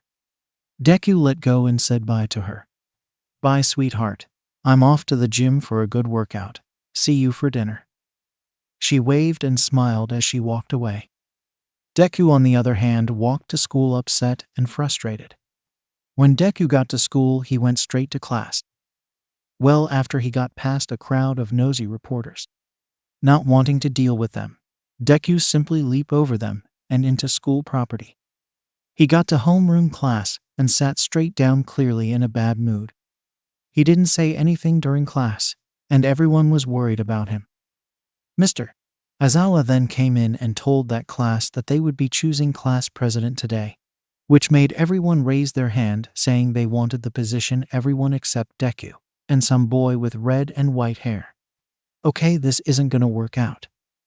Aizawa said, anyone have an idea on how to settle this? I have an idea, sir. Ida said, we should have a vote for it. That would be the most fair way of deciding. Great idea, Ada. We will have a vote for the class president role. You will all pick who you think should have the position, and you will not be allowed to vote for yourselves. Aizawa said as he dozed off for a brief moment. The class then wrote their votes and put them in a box in the front of the room. When Aizawa read the votes, his eyes went wide for a split second, causing everyone to react the same way. Well, here's a surprise. It seems that only 2 people got votes, and those people are Izuku Midoriya and Momo Yaoyorozu. Aizawa said with a small amount of shock. What? Deku asked with wide eyes. Wait, so who got the most votes? Funny you should ask. Aizawa said, you did, you got 19 votes, while Momo Yaoyorozu only got 1. Deku's eyes went wide again. He looked around the room, and all the guys gave him a thumbs up, while the girls just blushed and giggled. Wait a minute, 1 vote? Deku asked. And Momo Yaoyorozu? Yeah, why? Aizawa asked. 'Cause that 1 vote she got was from me, Deku said, and the whole class looked at him surprised. Wow, Izuku, Toru said. You voted for her. Why? I can tell by her looks that she's responsible, Deku said. Also, I saw how powerful her quirk is during the training, and how she explained the training better than All Might did. She's clearly smart enough to lead this class. Wow, Izuku, Momo said, blushing. Good observation skills. Also, thanks for saying I'm smart. Well, you got by recommendation right. So that must mean you're very smart and special, Deku said. Thanks, Izuku, Momo said with her face completely red, while the other girls stared at her with jealousy in their eyes. Well, that settles it. Izuku Midoriya is the class president, while Momo Yaoyorozu is vice president. Deku said okay, while Yaoyorozu sighed in awe. She was going to be spending more time with Izuku because of this, completely ignoring the stares she was getting from the other girls. It was now lunchtime and Deku was sitting with Ida, Uraraka, Katsuki, and Ibara. This food never ceases to amaze me, Deku said. It's so delicious. Well, it is made by the pro hero and master chef Lunch Rush, Ida said. Speaking of pro heroes, I've been wondering, why do you want to be a pro hero, Ochako? Deku asked, swallowing his tuna roll. Oh, Uraraka nearly dropped her food on the table before she gathered herself and said without hesitation, for the money. What? Everyone said in unison. Wait, let explain, Uraraka quickly said. Why, you see, my parents own a construction company, and lately they have been having financial issues. So I want to help them by becoming a pro hero and making lots of money for them. The others sat there speechless until Deku spoke up. Well, that's very kind of you, Uraraka. You parents are lucky to have you, Deku said. Thanks, Deku, Uraraka said, blushing. Hey, I want to help my parents too, Ibara quickly said. Cool, Ibara, Deku said. Me and Kaken want to be pros because All Might inspired us to be. Katsuki nodded and everyone turned to Ida. Me? Ida said. Well, my reason is simple. I wish to be a pro so that I can continue my family legacy. Family legacy? Deku asked. What do you mean? Ever heard of the pro hero Ingenium? Ida said. His real name is Tensei Ida. He is also my brother. Everyone gasped at this. He was part of a family with a long line of heroes. Some were even considered the greatest to live. That would explain why he went to an elite middle school. So you want to be a pro so you can work with your brother? Deku asked. That's awesome, Ida. Yeah, maybe you're not all talk after 4 eyes, Katsuki said. Thank you all so much, Ida said. Now we must finish our meals quickly. We don't want to be late for our next classes after all. Everyone nodded and continued to eat the rest of their food. Suddenly, an alarm went off, causing all the students to panic. As everyone headed for the exit, Deku found himself pushed against the window. That's when he saw a bunch of reporters from earlier harassing some teachers. Realized that there was no threat, Deku did what had to be done. Use one for all, and with Uraraka's help, Deku floated over the exit door and told everyone that it was a false alarm. Everyone calmed down and returned to eat their lunch. Deku's friends praised him, and they all went back to finish their food. The rest of the day went normal, for everyone except Deku. He was walking to his next class when he was stopped by some girls from Class 1B. They started flirting with him, and one of them even asked him if he wanted to go with her. He said no, of course, but the girl didn't cry or get upset. Instead, she simply said she would ask him again tomorrow. Deku didn't even know how to react to that. He ignored it and moved on to his next class, Modern Hero Arts History, which was taught by Miss Kayama Aka, the R-rated heroine, Midnight. Many of Deku's classmates, especially Maita, thought she was the sexiest teacher in the world, and judging by the looks on their faces when they saw her in the hallway, they would probably kill just to get a kiss from her. Deku thought that since Midnight had a similar quirk to his, she would have some sort of immunity to it. Boy, was he in for a surprise. When class started, Deku went to introduce himself to his teacher, who simply replied, "Not interested." Offended by this, Deku lost all sense and began to power up one for all. However, he quickly noticed this and powered down as fast he could. He then turned and quickly went to his desk. But with his back turned, he didn't see how his teacher began to stare at him, while licking her lips seductively. The rest of class went by quickly, and when it was time to leave, Midnight asked Deku to stay back for a while. Deku replied with, "Not interested." Midnight chuckled and told him to stay or else he would have detention. Deku agreed reluctantly, and as soon as everyone was gone, Midnight locked the door. "So, you said your name is Izuku Midoriya, right?" Midnight said. "Yeah, but why do you care?" Deku said, clearly upset. "I thought you weren't interested." "Oh, that?" Midnight said embarrassingly. "I'm truly sorry I was Jew." Deku cut her off mid-sentence. "Keep your apologies to yourself. Now can I go before I'm late for PE?" "Oh, you've got an attitude on you," Midnight says with a smile. "I like that. Listen, sweetie, let me make it up to you. How about I offer you some private lessons?" Midnight made a seductive grin and Deku realized what had happened to her. And no thanks," Deku almost screamed. "Maybe next is Kiyama. Please call me Nimiri," she said. "And don't tell anyone this, but you are now my favorite student," she said, ruffling his hair. Deku got up and quickly ran to the door, unlocked it, and ran out, leaving Midnight standing there with a seductive look on her face. It was time for PE, which was going to be equally as awkward for him. During class, he and Kirishima were having an arm wrestling match. Kirishima tried his best, but in the end, he couldn't match Deku, especially when he had full cowling on. "Wow, Izuku," Kirishima exclaimed. "Your quirk is so manly. I wish my quirk was like that.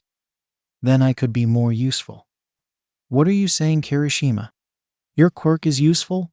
It's called hardening, right?" "Yeah, why?" "Well, that kind of quirk is useful for fighting, especially close-range fighting." "Yeah, you could be right. Besides, I'm sure it's better than Mr. Explosion Die guys over there." Deku looked to where Kirishima was pointing and saw Katsuki yelling at some guys for stealing his turn with a weight machine. Once he threatened to blow them up, they all went running for hills. Deku signed before saying, "That's just Katsuki's normal self. But once you get through that, you'll see that he simply wants to be the next #1 hero, just like me. Well, not to take sides, but I'm hoping that you'll be the number hero instead of him. Hee hee. Join the club. Also, it's a little weird that he seems to want to kill everyone except for you. I know you guys are like best friends, but still it's weird. How do you keep him under control?" That's not important. I'll tell you what's important. Me and you getting stronger, but having another match. I got a better idea. Let's have a fist-bumping contestant. Are you sure that's safe? With my hardening quirk? Of course it is. Plus, this will help me increase my max time limit. Right now, I can only use it for about 2 hours a day. With your help, I could probably make that 3 hours. Kirishima activated his quirk and got held out his fist. What do you say? Deku thought about and agreed. He then charged up to full cowling 15%, and the two began to bang their fist against each other. This went on for a few minutes, with the two being about even, until Deku went up to 20% power and Kirishima suddenly couldn't keep up. Eventually, he fell back hurt and tired, and Deku powered down. Not bad, Kirishima, your strength and durability are no laughing matter. Same goes for your stamina, Deku said, helping Kirishima up. Thanks, dude. Your strength is really great too. Keep trading your quirk, and you might even be stronger than All Might. Just then Minta walked up to them with an upset expression and said, "Izuku Midoriya, how dare you steal my chance of being Miss Midnight's favorite student?" Deku looked nervous. What? Did you? Yes, I eavesdrop on you guys. I don't know how you get all these girls to like you. But all I want to know is... Minta's expression went from anger to sadness in a blink of an eye. Please teach me, he said with tears in his eyes. Before Deku could respond, his phone went off. He checked it, and it was a message from his mom. The message had a photo of a girl around his age, using a weight machine. Actually, she was lifting the machine itself. Deku read the text. It said, "Look, sweetheart, I found another girl for you. She's one of my friend's daughters, and she's super strong just like you. She is also learning to be a doctor. I think she would make a great girlfriend for you. I'll tell her about you right now." Upon reading this, Deku had to fight the urge to crush his phone in his hands. Kirishima saw the look on his face and became worried. "You okay, man?" "Yeah, it's just my mom being a little annoying, that's all." "Your mom? Well then, she must be really annoying at home." "Sometimes, yes." "So you don't like living with her?" Minta asked. Deku's eyes widened. "No, I love living with her. She cooks food that rivals that of Lunch Rush. She's always buying me new things. She even made my costume." "Wow, sounds like a great mom," Kirishima said. "She's the greatest. She even takes me on vacation every summer to the USA to visit my dad. I got a photo of us as my screensaver." Deku put his screensaver on display and showed it to Kirishima. He then blushed a little bit and asked, "Nice family photo, but where's your mom?" She's in the picture. All I see is you. Some guy I'm assuming is your dad and your sister."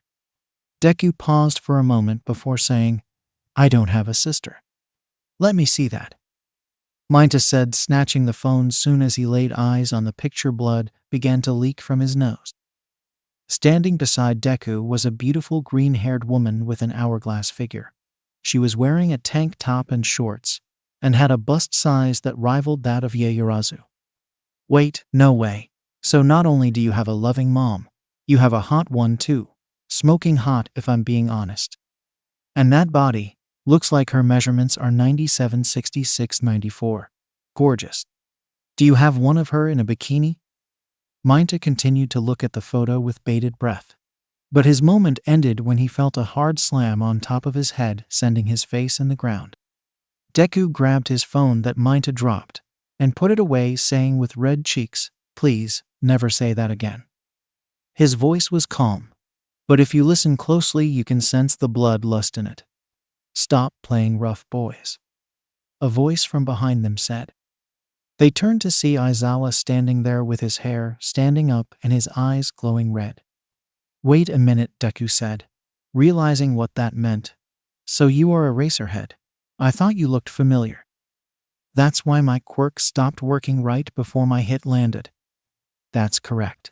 If it wasn't for me, you probably would have given poor Minta here a concussion. Minta looked back and forth between them, scared and the fact he almost got injured, and even more scared to hear that Deku only used his natural strength. And that punch still hurt very much. Anyway, I didn't come here to talk. I came for Izuku. Aizawa said. Nezu wants you to come to his office for something important. Really? Sure, I hope I'm not in trouble. You would be if I told him about your little outbreak. But since I found it to be quite funny, I'll let you off with a warning. Deku laughed and made his way to Principal Nezu's office.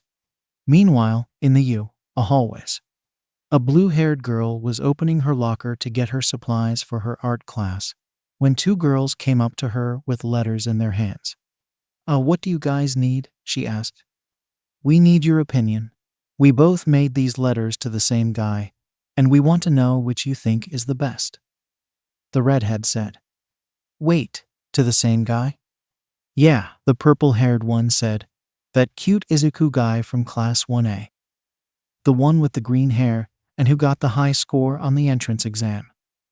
Both the girls sighed in awe, while the blue-haired girl just looked confused. First of all, nice to meet you guys. My name is Nejire Hado. Secondly, why the hell are you guys asking me this? First of all, we don't care who you are. Secondly, you haven't met the guy yet, have you? No, not really. Then you won't be any help. We'll just go find someone else. Also, you should go introduce yourself to that Izuku guy. He's a total dreamboat. The girls walked away with heart in their eyes, and Nejire was left dumbfounded. She snapped out of it and made her way to her next class. As she walked by the window, she noticed that Class 1A was out in the field for PE. When she noticed a student with green hair clashing fist with a red-haired student, she was taken aback. He didn't look like much, but he was clearly powerful. When he punched the purple-haired student on the head, she nearly burst in laughter. As he began to head to the building, she realized that she got held up and rushed towards her art class. On her way, she couldn't help but think how special that guy was. Maybe even special enough to intern for a certain teacher of hers. Plus, she had to admit, he was pretty cute. Back with Deku. Deku knocked, and Nezu summoned him. He was in saw a deflated All Might, and Nezu sitting on the couch. Greetings, young Midoriya, All Might said. Glad you're here, we need to talk. Okay, let's talk then, Deku said as he sat on the other couch. Care for some tea? Nezu asked. I prefer coffee, so no thanks. So All Might, what do you want to talk about? Your progress with One for All. From what I've seen, you already have great control over it, All Might said with pride in his voice. Yeah, All Might. Right now I can use 20% of it comfortably. The power it gives me is amazing. It also seems to make my own quirk way stronger. But that's not important. I see. So tell me, young Midoriya, have you had any of the dreams yet? Deku looked confused. Dreams? Deku thought for a while and answered with seriousness. Look, sir. I may have a quirk that makes every girl I meet love me. But that doesn't mean I have that kind of mindset. All Might didn't understand at first, but quickly caught up to the misunderstanding. No, not those kinds of dreams. I mean the One for All dreams. The ones I used to have when I was younger. One for All dreams. Yes, remember how I told you that One for All has been passed down by others? Well, those people become part of One for All when they die, and sometimes when I had a tough day ahead of me, they would come and give me a little advice. Deku didn't know how to process this. There is more to One for All than he could even imagine. Well, no, sir. Can't say that I have had those dreams.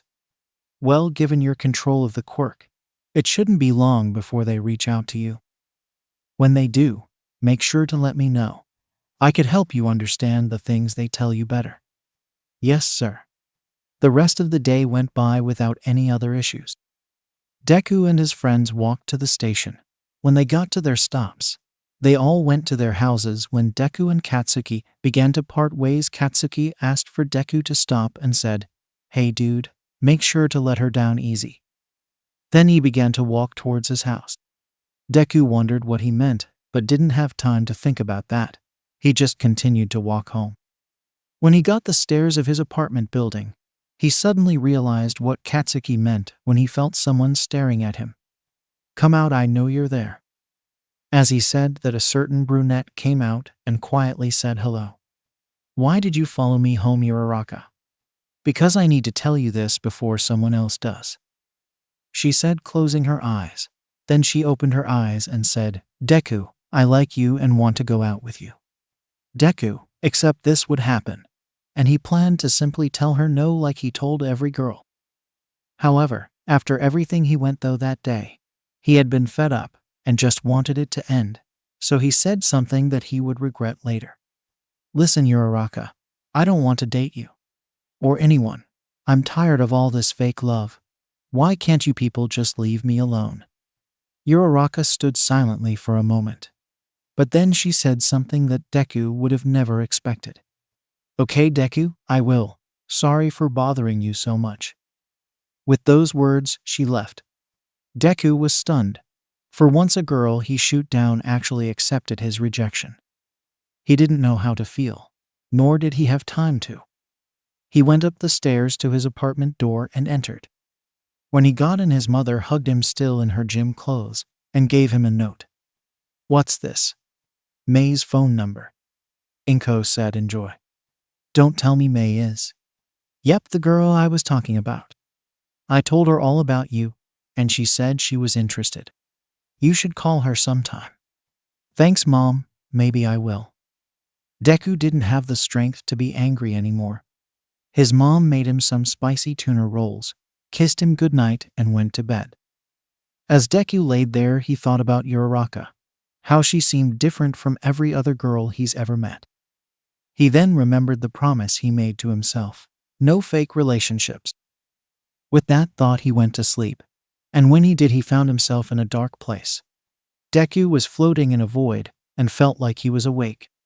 He called out for someone. That's when 7 blurry figures appeared before him.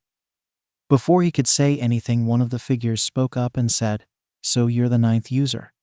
With those words, Deku immediately woke up and felt strange. He felt a sensation in his hand and looked at it. It was glowing like it does when full cowling is active. But he could feel that this was something different. The glow suddenly faded and the feeling disappeared. Deku didn't know what that was. But then he realized that this must have been what All Might was talking about. He decided to ask him about it tomorrow, and he went straight back to sleep. Meanwhile, at a high school. Present Mike went back to school to pick up something he forgot. When he passed by room 1A, he saw Aizawa sitting there at his desk. "Aizawa, what are you doing here so late?" "I could ask you the same thing." "I came back from my phone. Now what's your reason?" "I got held up with this paperwork for the US trip. I'm gonna take my students on tomorrow." "Oh yeah, that? I wish I could come see that. I want to see how those students of yours handle recuse training. Especially that Izuku kid. He's got some serious potential." "Yes, he does. Which is why it's crucial that he goes on this trip, to further unlock that potential. Anyway, I'm just about done. If you want sleep in the hallway, be my guest. I'm going home." "Oh, Eraserhead. Always with the jokes, huh?" Aizawa ignored him, and the two went home for the night. The next morning. Deku's morning went the same as normal. Everything did up until the point Aizawa announced they would be doing recuse training today. The class cheered and everyone got their costumes, got on the school bus, and headed to the facility. Deku was in a hurry to get there after he heard All Might would be there. He wanted to tell him about his dream. On the way there, everyone discussed their quirks. Everyone but Deku, who was still shaken from yesterday's talk with Uraraka. Even though she seemed fine, he could tell by the look in her eyes that she was upset. "How about you, Izuku? Sue asked, bringing Deku back to reality. How about what? Your quirk? What's it called, and what does it do? Besides make you strong and fast. Deku feared this moment, when he would have to explain his quirk to everyone. What would they think of it, if him? Now there was only one way to find out. Promise me something, girls. Promise you won't hate me for it. The girls got all confused but promised him. This is going to be hard to believe, but my quirk isn't really super strength or anything like that. It's this thing called active pheromones. I just recently learned how to use these pheromones as fuel to increase my physical abilities, and I shoot them quickly out of certain places to create air waves. The class was in awe. Some of the girls even giggled. Wow, Deku, your quirk is amazing, Uraraka said. Why would you think we would hate you for that? Because that's the main purpose of my quirk. Its real purpose is a much more manipulative and villainous one. My quirk's true function is to send off unscented pheromones from my body that I can't turn on and off, into people's noses and into their brains. When they do, they make those people fall hopelessly in love with me.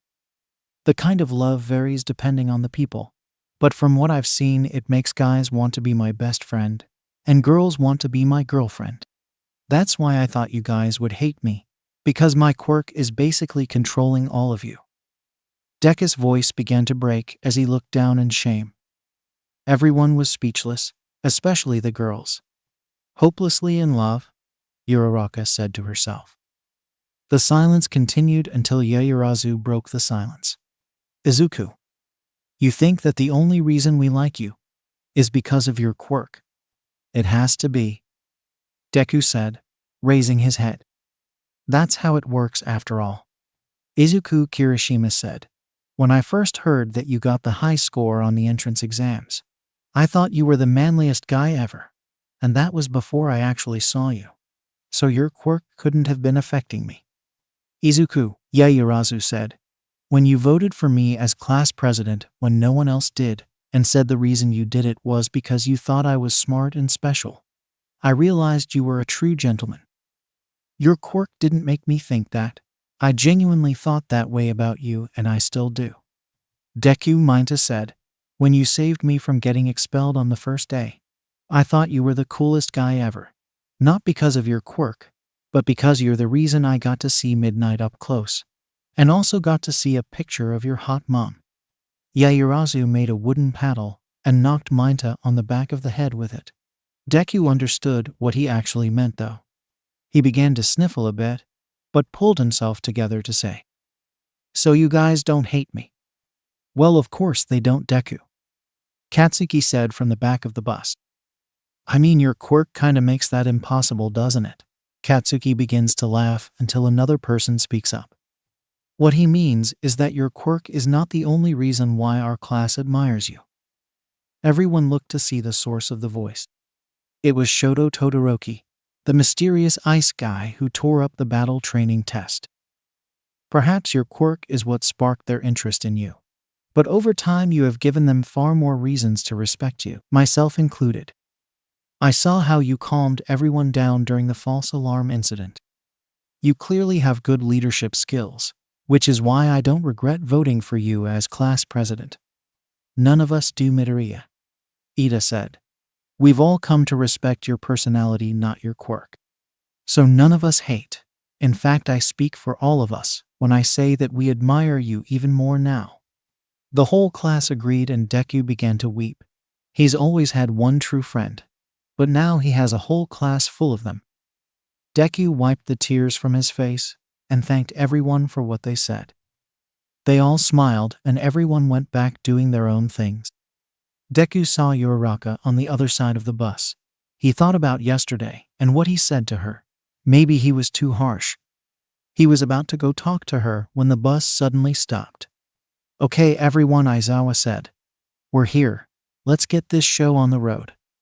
The class all got off the bus and headed inside the large dome-shaped building. Inside, they were greeted by the Pro Hero 13, who Uraraka fangirled over.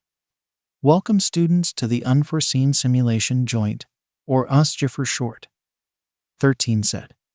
Where's All Might? Aizawa asked. 13 whispered to Aizawa, while holding up 3 fingers. No one knew what she told him, but Deku knew exactly what she said when he saw her fingers up. Very well. Back to business. You will all be sent a different area and practice rescuing civilians in a crisis. This is a crucial part of being a hero. 13 said, your quirks are important for saving lives, but if misused you can take them as well. Take me for example. My quirk Black Hole is very powerful for taking down villains, but if I'm not careful I can do harm to innocent bystanders or even myself. That's why I had to learn how to use it properly in the field before I became a pro. Now I read your files, and I know that you all have powerful quirks. But now you must learn how to control those quirks instead of simply using them. Especially you. Your quirk combined with your temper makes for a dangerous combo. The class began to chuckle before Katsuki yelled, shut up, or I'll blow all you up. Okay, let's get this show on the road. Aizawa said, me and 13 have chosen your areas based on quirks, skills, and… Before he could say any more, the power in the building went crazy. Then the next moment a purple portal appeared in the center of the central plaza. Everyone looked at the portal, and a bunch of people who didn't look very friendly started walking out of it. After they came out, a young man with hands all over his body stepped out, and next to him was a hulking bird-headed monster. Sir, is this part of the training? Ida asked. No, this is supposed to be rescue trying not combat training. Also, I don't recognize any of those guys. 13, call for backup now. She tried calling, but there was no signal. The students didn't have signal either. That must have been what that power surge was about. Aizawa said as he looked at the army of the now confirmed villains. 13th, get the students out of here and go get help. I'll buy you guys time to escape. But Sir, Deku said, you can't handle all those guys alone. Your eraser quirk wasn't made for that. Kid, you can't be a pro if you only have trick. With those words, Aizawa put on his goggles and ran towards the villains, and using his scarf, he wrapped some up and tossed them around. Wow, he truly is a pro, Ida said. Okay, students, 13 said, you heard your teacher, we must leave immediately. All of you stay in front of me and head for the exit. The students began to move towards the exit. But as they reached it, a purple mist appeared along with a portal similar to the one they saw at the plaza. Where are all of you going? A voice came from the mist. The fun is just beginning. But if you guys must go, then could any of you at least tell me where All Might is? We're not telling you anything, Katsuki shouted. Now getting out our way of else. I choose or else. The villain said, taunting Katsuki. Stay back, kids, I'll handle him, 13 said. She then activated her quirk, and a black hole appeared in front of the villain. It was sure to take him out, or so it seemed. Suddenly the villain made a new portal, and the black hole went through it and appeared behind 13. The students watched in horror as she was gravely injured and collapsed on the floor. Can anyone here provide a challenge for me? Katsuki then charged at him, as did Kirishima, while shouting, a man never runs from a fight. Guys, wait. Deku tried to stop them, but they were already too far ahead. They attacked the villain in unison, but their attacks had little to no effect. My turn, the villain said. Suddenly the class was surrounded by dark mist all around them. Before anyone knew what happened, most of the class was sucked into a portal and transported to somewhere else in the building. Flood Zone, Deku, Tsu, and Mainta. Ruins Zone, Katsuki and Kirishima. Mountain Zone, Yaoyorozu, Kaminari, and Gyro. Landslide Zone, Todoroki and Siro. Conflagration Zone, Fumikage and Sato. The only ones left at the entrance were Mina, Uraraka Toru, Yugo, Koda, Shoji, Ajiro, and Ida. Now, what's to try their luck on me next? Flood Zone. Deku opened his eyes and found himself falling into a lake. Once he was in the water, he noticed a shark-like thing moving towards him. He tried to swim to the surface, but at the speed he was moving, he would definitely be caught. Just then the creature was kicked by a green blur, which also grabbed Deku and pulled him to the surface. Deku opened his eyes to see that it was Tsu, who then used her tongue to put him on the boat in the middle of the lake. Wow, Deku, you're here too. Deku looked to see a teary-eyed Mainta. Mainta? Tsu? Why are you guys here? Same reason as you. The mist guy sent us here. Never mind that, we have bigger fish to fry. Or should I say bigger sharks? Tsu said, pointing to the water. The three looked to see a lake full of shark-looking villains. But they were all just waiting there. Why weren't they attacking? Hey, guys, I just realized something. Deku said, these guys must not know what our quirks are since Tsu was sent to this area, rather than the conflagration zone. We can use that to our advantage. How can we do that exactly? Tsu asked. I have a plan, listen closely. Sometime later, the villains start to get suspicious. Those kids haven't made any move to escape, one said. Maybe they don't have the right quirk for the job. You could be right. Also, I'm getting bored of waiting here. Let's go get those. Suddenly a figure was seen jumping through the sky. 3 figures, actually. Great jump, Tsu. Now it's my turn, Deku said, and then powered up 30% in his finger. He knew it would make it soar, but at least it wouldn't break. He then shouted, Delaware Smash, and out came a large air pressure that hit the lake and created a whirlpool. You're up, do it, Mainta. You got man, take this punk. Mainta began to throw the balls on his head at the villains. As they touched them, they stuck to them, and soon they were all stuck together. The villains were then sucked down the whirlpool as Deku and the others landed at a safe distance and continued towards the main plaza. Great plan, Izuku. We're almost at the plaza where Mr. Aizawa is, Tsu said. Yeah, thanks, dude. For a second, I thought I was gonna die before I got the chance to see Yairosa's boobs, Mainta said. Tsu then smacked Mainta with her tongue, and the 3 continued to swim back to land. Well, we made guys, Deku said. I hope the others are doing okay. Ruins Zone. Katsuki and Kirishima found themselves surrounded by an array of villains. But they weren't afraid, especially Katsuki. Really? These are the guys they give us. Katsuki then set off a large explosion, taking down a number of enemies. How disappointing. Kirishima, you want to take these extras down and get back to the exit.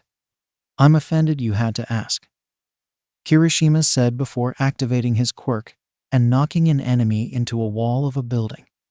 Just make sure you stick to your own targets. If you take down any of mine, I'll blast you. Geez, you don't have threatened me. We're on the same side. The 2 then proceeded to knock out every enemy they found.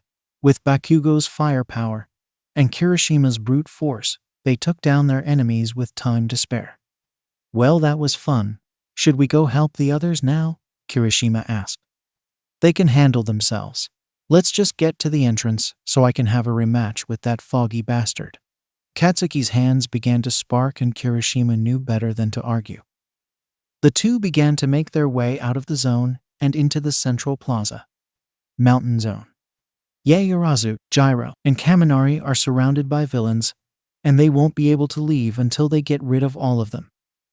However, the villains seem to have an advantage in the Mountain Zone since some appear to have Earth-based quirks. The 3 barely managed to find a spot to hide, but it wouldn't be long before the villains found them. Guys, this is bad, Gyro said. My quirk isn't good for this much combat. Yeah, mine either. Momo said, the best can do is make weapons and shields. But these guys seem too fast for me to hit. Denki, Gyro shouted. Don't you have a quirk that shocks people? Why don't you use it? Because it doesn't simply shock people. It sends electricity all over, shocking everyone around me. And I don't want to take these guys out while also getting you guys. Wait a minute, Gyro said. Hey Momo, can't you make something other than weapons with your quirk? I can make anything, as long as I know the details to it. Great, that gives me an idea. The villains continued to search for the students, but then saw them jump out of a corner. They began to charge at them, but that's when Yaoyorozu began to make a electric-proof blanket and covered her and Gyro in it. Gyro then shouted, "Now Denki." Denki then began to spark, and suddenly the villains were caught in a flash of electricity. Shortly after, they all collapsed on the ground paralyzed. "Great job, Denki," Yaoyorozu said. "Momo, your costume," Gyro said, and Yaoyorozu quickly covered herself and began to make a new top. Fortunately, Denki was in stupor from using his work too much. Once he regained himself, the three hastened to head for the central plaza. Landslide zone. Todoroki and Shiro were fending off villains who were using the terrain to their advantage. While Shiro was having trouble keeping the villains under control with his tape, Todoroki was making easy work of them by simply freezing them. "Damn it, kid," one of them said. "How can you have this power?" Todoroki then created a path of ice, and soon every enemy in the area was frozen from the neck down. "Listen closely, 'cause I won't repeat myself," Todoroki said. "If guys remain this way, you'll die of hyperthermia. If you don't want that to happen, tell me why you guys are here, who you work for, and why do you want all might?" "Ha, like we ever take orders from a saint, stupid kid," one of the villains said, and right after, Todoroki froze his head. The other villains looked in shock. "Anyone else want to be an example?" Wait. We don't know how we're working for. We're just some street thugs hired by a random person. Although I can tell why you what we want all might for. That bird-looking monster at the plaza, according to the leader, that thing can stronger all might. Which is why he brought it here, to kill him. Todoroki and Shiro looked at each other and knew what they had to do. They began to head towards the plaza when a villain called out to them. "Hey, wait, aren't you gonna unfreeze us?" "Don't worry, you'll get unfrozen when the pros arrive to take you all away." The two continued to the plaza, while the villains just shouted and yelled. Conflagration zone. Fumikage and Sato are surrounded by flames. But that's not the real danger. That honor goes to the enemies that seem to have strength enchanting quirks. "Fumikage, how are you holding up?" Sato asked. "I'm doing fine. But I would do better if there wasn't so much fire. Because the light it makes is making my quirk, Dark Shadow, weaker." "Really? Well, that's not good, 'cause my quirk, Sugar Rush, requires a lot of sugar, and I'm running low on snacks." "Don't worry, my quirk might be weaker, but I think I know how to use it to get us out of here." Fumikage began to lead the villains to an alleyway, where there was little to no light. Once there, he activated Dark Shadow, and the villains were swarmed by the creature and lakes on the concrete unconscious. "Great job, Fumikage. Now we can get out of here and get back to the exit." "Great idea, Sato. Let's get moving." The two then exit the zone and head for the entrance. Meanwhile, in the central plaza, Eraserhead continued to overwhelm the thugs that came through the portal. Using his quirk and scarf, he was knocking out an enemy with almost one blow. "Impressive, Eraserhead," the young man with hands on his body said. "You truly are a pro hero. I'm assuming you're the leader here." "Yes, my name is Tamura Shigaraki. I'd tell you not to forget it. But you won't be around long enough to worry about that." Unknown to them, three students were watching the fight from the edge of the lake. It was Deku, Tsu, and Minta. "Should we help him?" Tsu asked. "No, he looks like he can handle this alone. Let's get to the exit quickly. You guys grab onto me tightly." Tsu and Minta wrapped their arms around Deku, which made Tsu blush a little bit. Then Deku charged up to 25% full cowling and ran at high speeds to the exit. Meanwhile, at the exit, "Haha, is this the best you can do? Shoot acid at me." "Damn it," Mina said. "No matter what I do, I can seem to hurt him." The remaining students have been doing everything they can to get past the mist villain and get out of the building so they can go get help. Since Ida was the fastest, they decided he would be the one to go. "If I could just get close to him." Uraraka said. That's when the villain turned his attention to her. You know, girl, since it was you who initiated this sorry excuse for a battle, I think I shall punish you by sending you high up and letting you fall. The villain began to approach Uraraka, and she had no way of escaping him. Just as he was about to reach her, he was sent back by an air pressure attack. The class looked to see Deku carrying Mainta and Sue. Deku, Uraraka said with joy. You're here. This is great. I know how to beat this guy. Really, how? Deku said as he put Sue and Mainta down. See that metal plate in his center? I bet that's connected to him somehow. Damage it, and maybe it will stop in his tracks. Got it. Foolish children, making a plan in front of your enemy. How stupid can you all pos? The villain stopped mid-sentence when he felt a great pain in his chest. He looked to see that a certain green-haired boy had kicked his metal plate. The villain began to wheeze and stutter. Ida, knows your chant, go. Okay, hold tight everyone, I'll be back with help. Ida made his way to the exit. The villain tried to stop him, but his strength was quickly draining, and he knew it. Once Ida went out the door, the villain teleported away. Where'd he go? Toru asked. Forget about him. Where's 13? The students pointed to an injured 13 laying on the floor.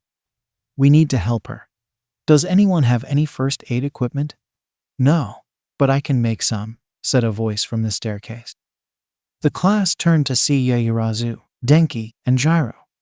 Momo, Deku said. That's great. She needs something to help stop the bleeding. Stand back everyone. I'll handle this. While this was going on, the mist villain appeared in front of Shigaraki. Back at the plaza. Kurogiri, what are you doing here?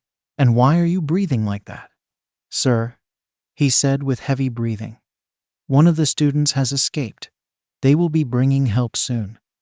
What? Damn it, Kurogiri. After all the trouble I went through to get us past the entrance alarms. You're lucky you're our only way of escape. Otherwise, I'd kill you here and now.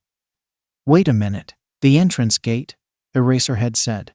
So the other day, that alarm wasn't made by the reporters. Oh no, it was, Kurogiri said.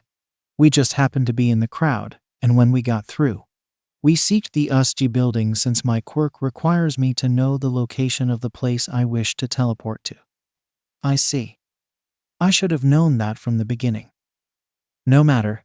Know that I'm done with these punks. I'm gonna take you guys out as well. I don't think so. If you want to get to us, you'll have to beat the final boss. Namu attack. Eraserhead couldn't even ask who Namu is due to be pushed to the ground in a split second. The hulking bird head monster quickly picked him up and began to beat on him. Eraserhead tried to fight back, but this monster had some sort of strength enchanting quirk. Even when he did hit him, his attacks didn't even seem to faze it. In a matter of minutes, Eraserhead was broken and bleeding on the floor, with Namu ready to end him. The students could see from the entrance and were horrified, until a certain green-haired boy spoke. Guys, keep Miss 13 safe. I'll go save Mr. Aizawa. What? Deku, no? Uraraka grabbed him by the arm. Please, Deku, you're strong. But you can't beat that thing. Yaoyorozu said. I don't have to beat it. I just need to stall it until the teachers get here. Now let me go, Uraraka, please. Uraraka shakes a little before slowly letting go of him. Okay, Deku, go. But please be careful. I don't want to lose you. Deku couldn't believe it. The girl who he rejected harshly yesterday was now begging him to be careful. Could it be his quirk? Or could it be something else? He didn't have time to think about that. Right now, he had a teacher to save. Charging up to 20%, Deku spirited towards the battle, while everyone felt worried for him, especially Momo and Uraraka. Well, Eraserhead, you've outlived your usefulness. Finish him, Namu, Shigaraki commanded Namu. Namu then raised his foot in the air and was about to stop Eraserhead's face. However, when his foot went down, it didn't hit Eraserhead, it hit the floor. He looked around to find Eraserhead, and saw him being carried by a green-haired boy with green sparks around him. What are you doing, Izuku? Aizawa said weakly. I'm here to buy some more time. Ida should almost be back. I just need to stall until then. Okay, but I'm staying here to fight as well. After all, I'm not gonna let some kid have bragging right over me. Deku laughed and stood to face the villains. Well, what do we have here? An All Might wannabe. This is great. When he gets here, we can use your corpse to make an example of what will happen to him. All Might will be here, and when he is, you guys are finished. But while you wait, why doesn't Birdbrain here play with me instead? You heard him, Namu. He wants to die first. Get him. Namu charged and Deku got ready for a real battle. Back in Principal Nezu's office. Enjoying your tea, Toshinori? Nezu asked. I always enjoy the tea you serve. You always know how to make it right. Well, my quirk does make me a genius after all. Now what are we going to do about your constant overuse of hero time? Sorry, sir. But when people need someone and no other hero is around, I must help them. It's who I am. I know it is. I also know that you plan on retiring this year. Yeah, at the rate my time limit is going down, I'd be lucky if I made it to Christmas. Fortunately for you, you seem to have chosen a worthy successor. Tell me about it. In the months young Midoriya has had one for all.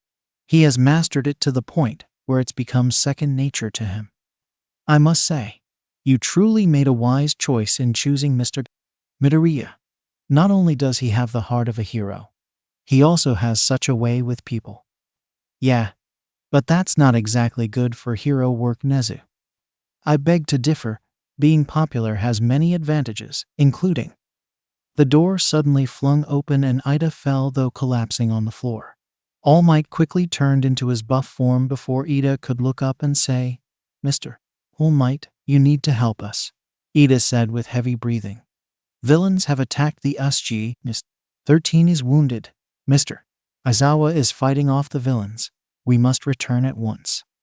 Nezu and All Might's eyes went wide as they looked at each other and knew what they had to do.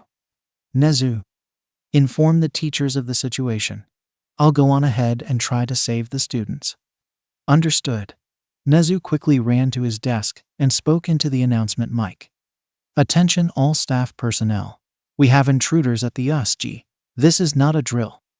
I repeat, this is not a drill. Report to the USG immediately. All Might took off as fast as he could to the USG while thinking to himself, damn it. I should have been there in the first place. I also won't be able to keep this form for long. I'll have to end the fight fast. All Might continued at high speed to the USG with only one goal in mind, save the students, especially his successor.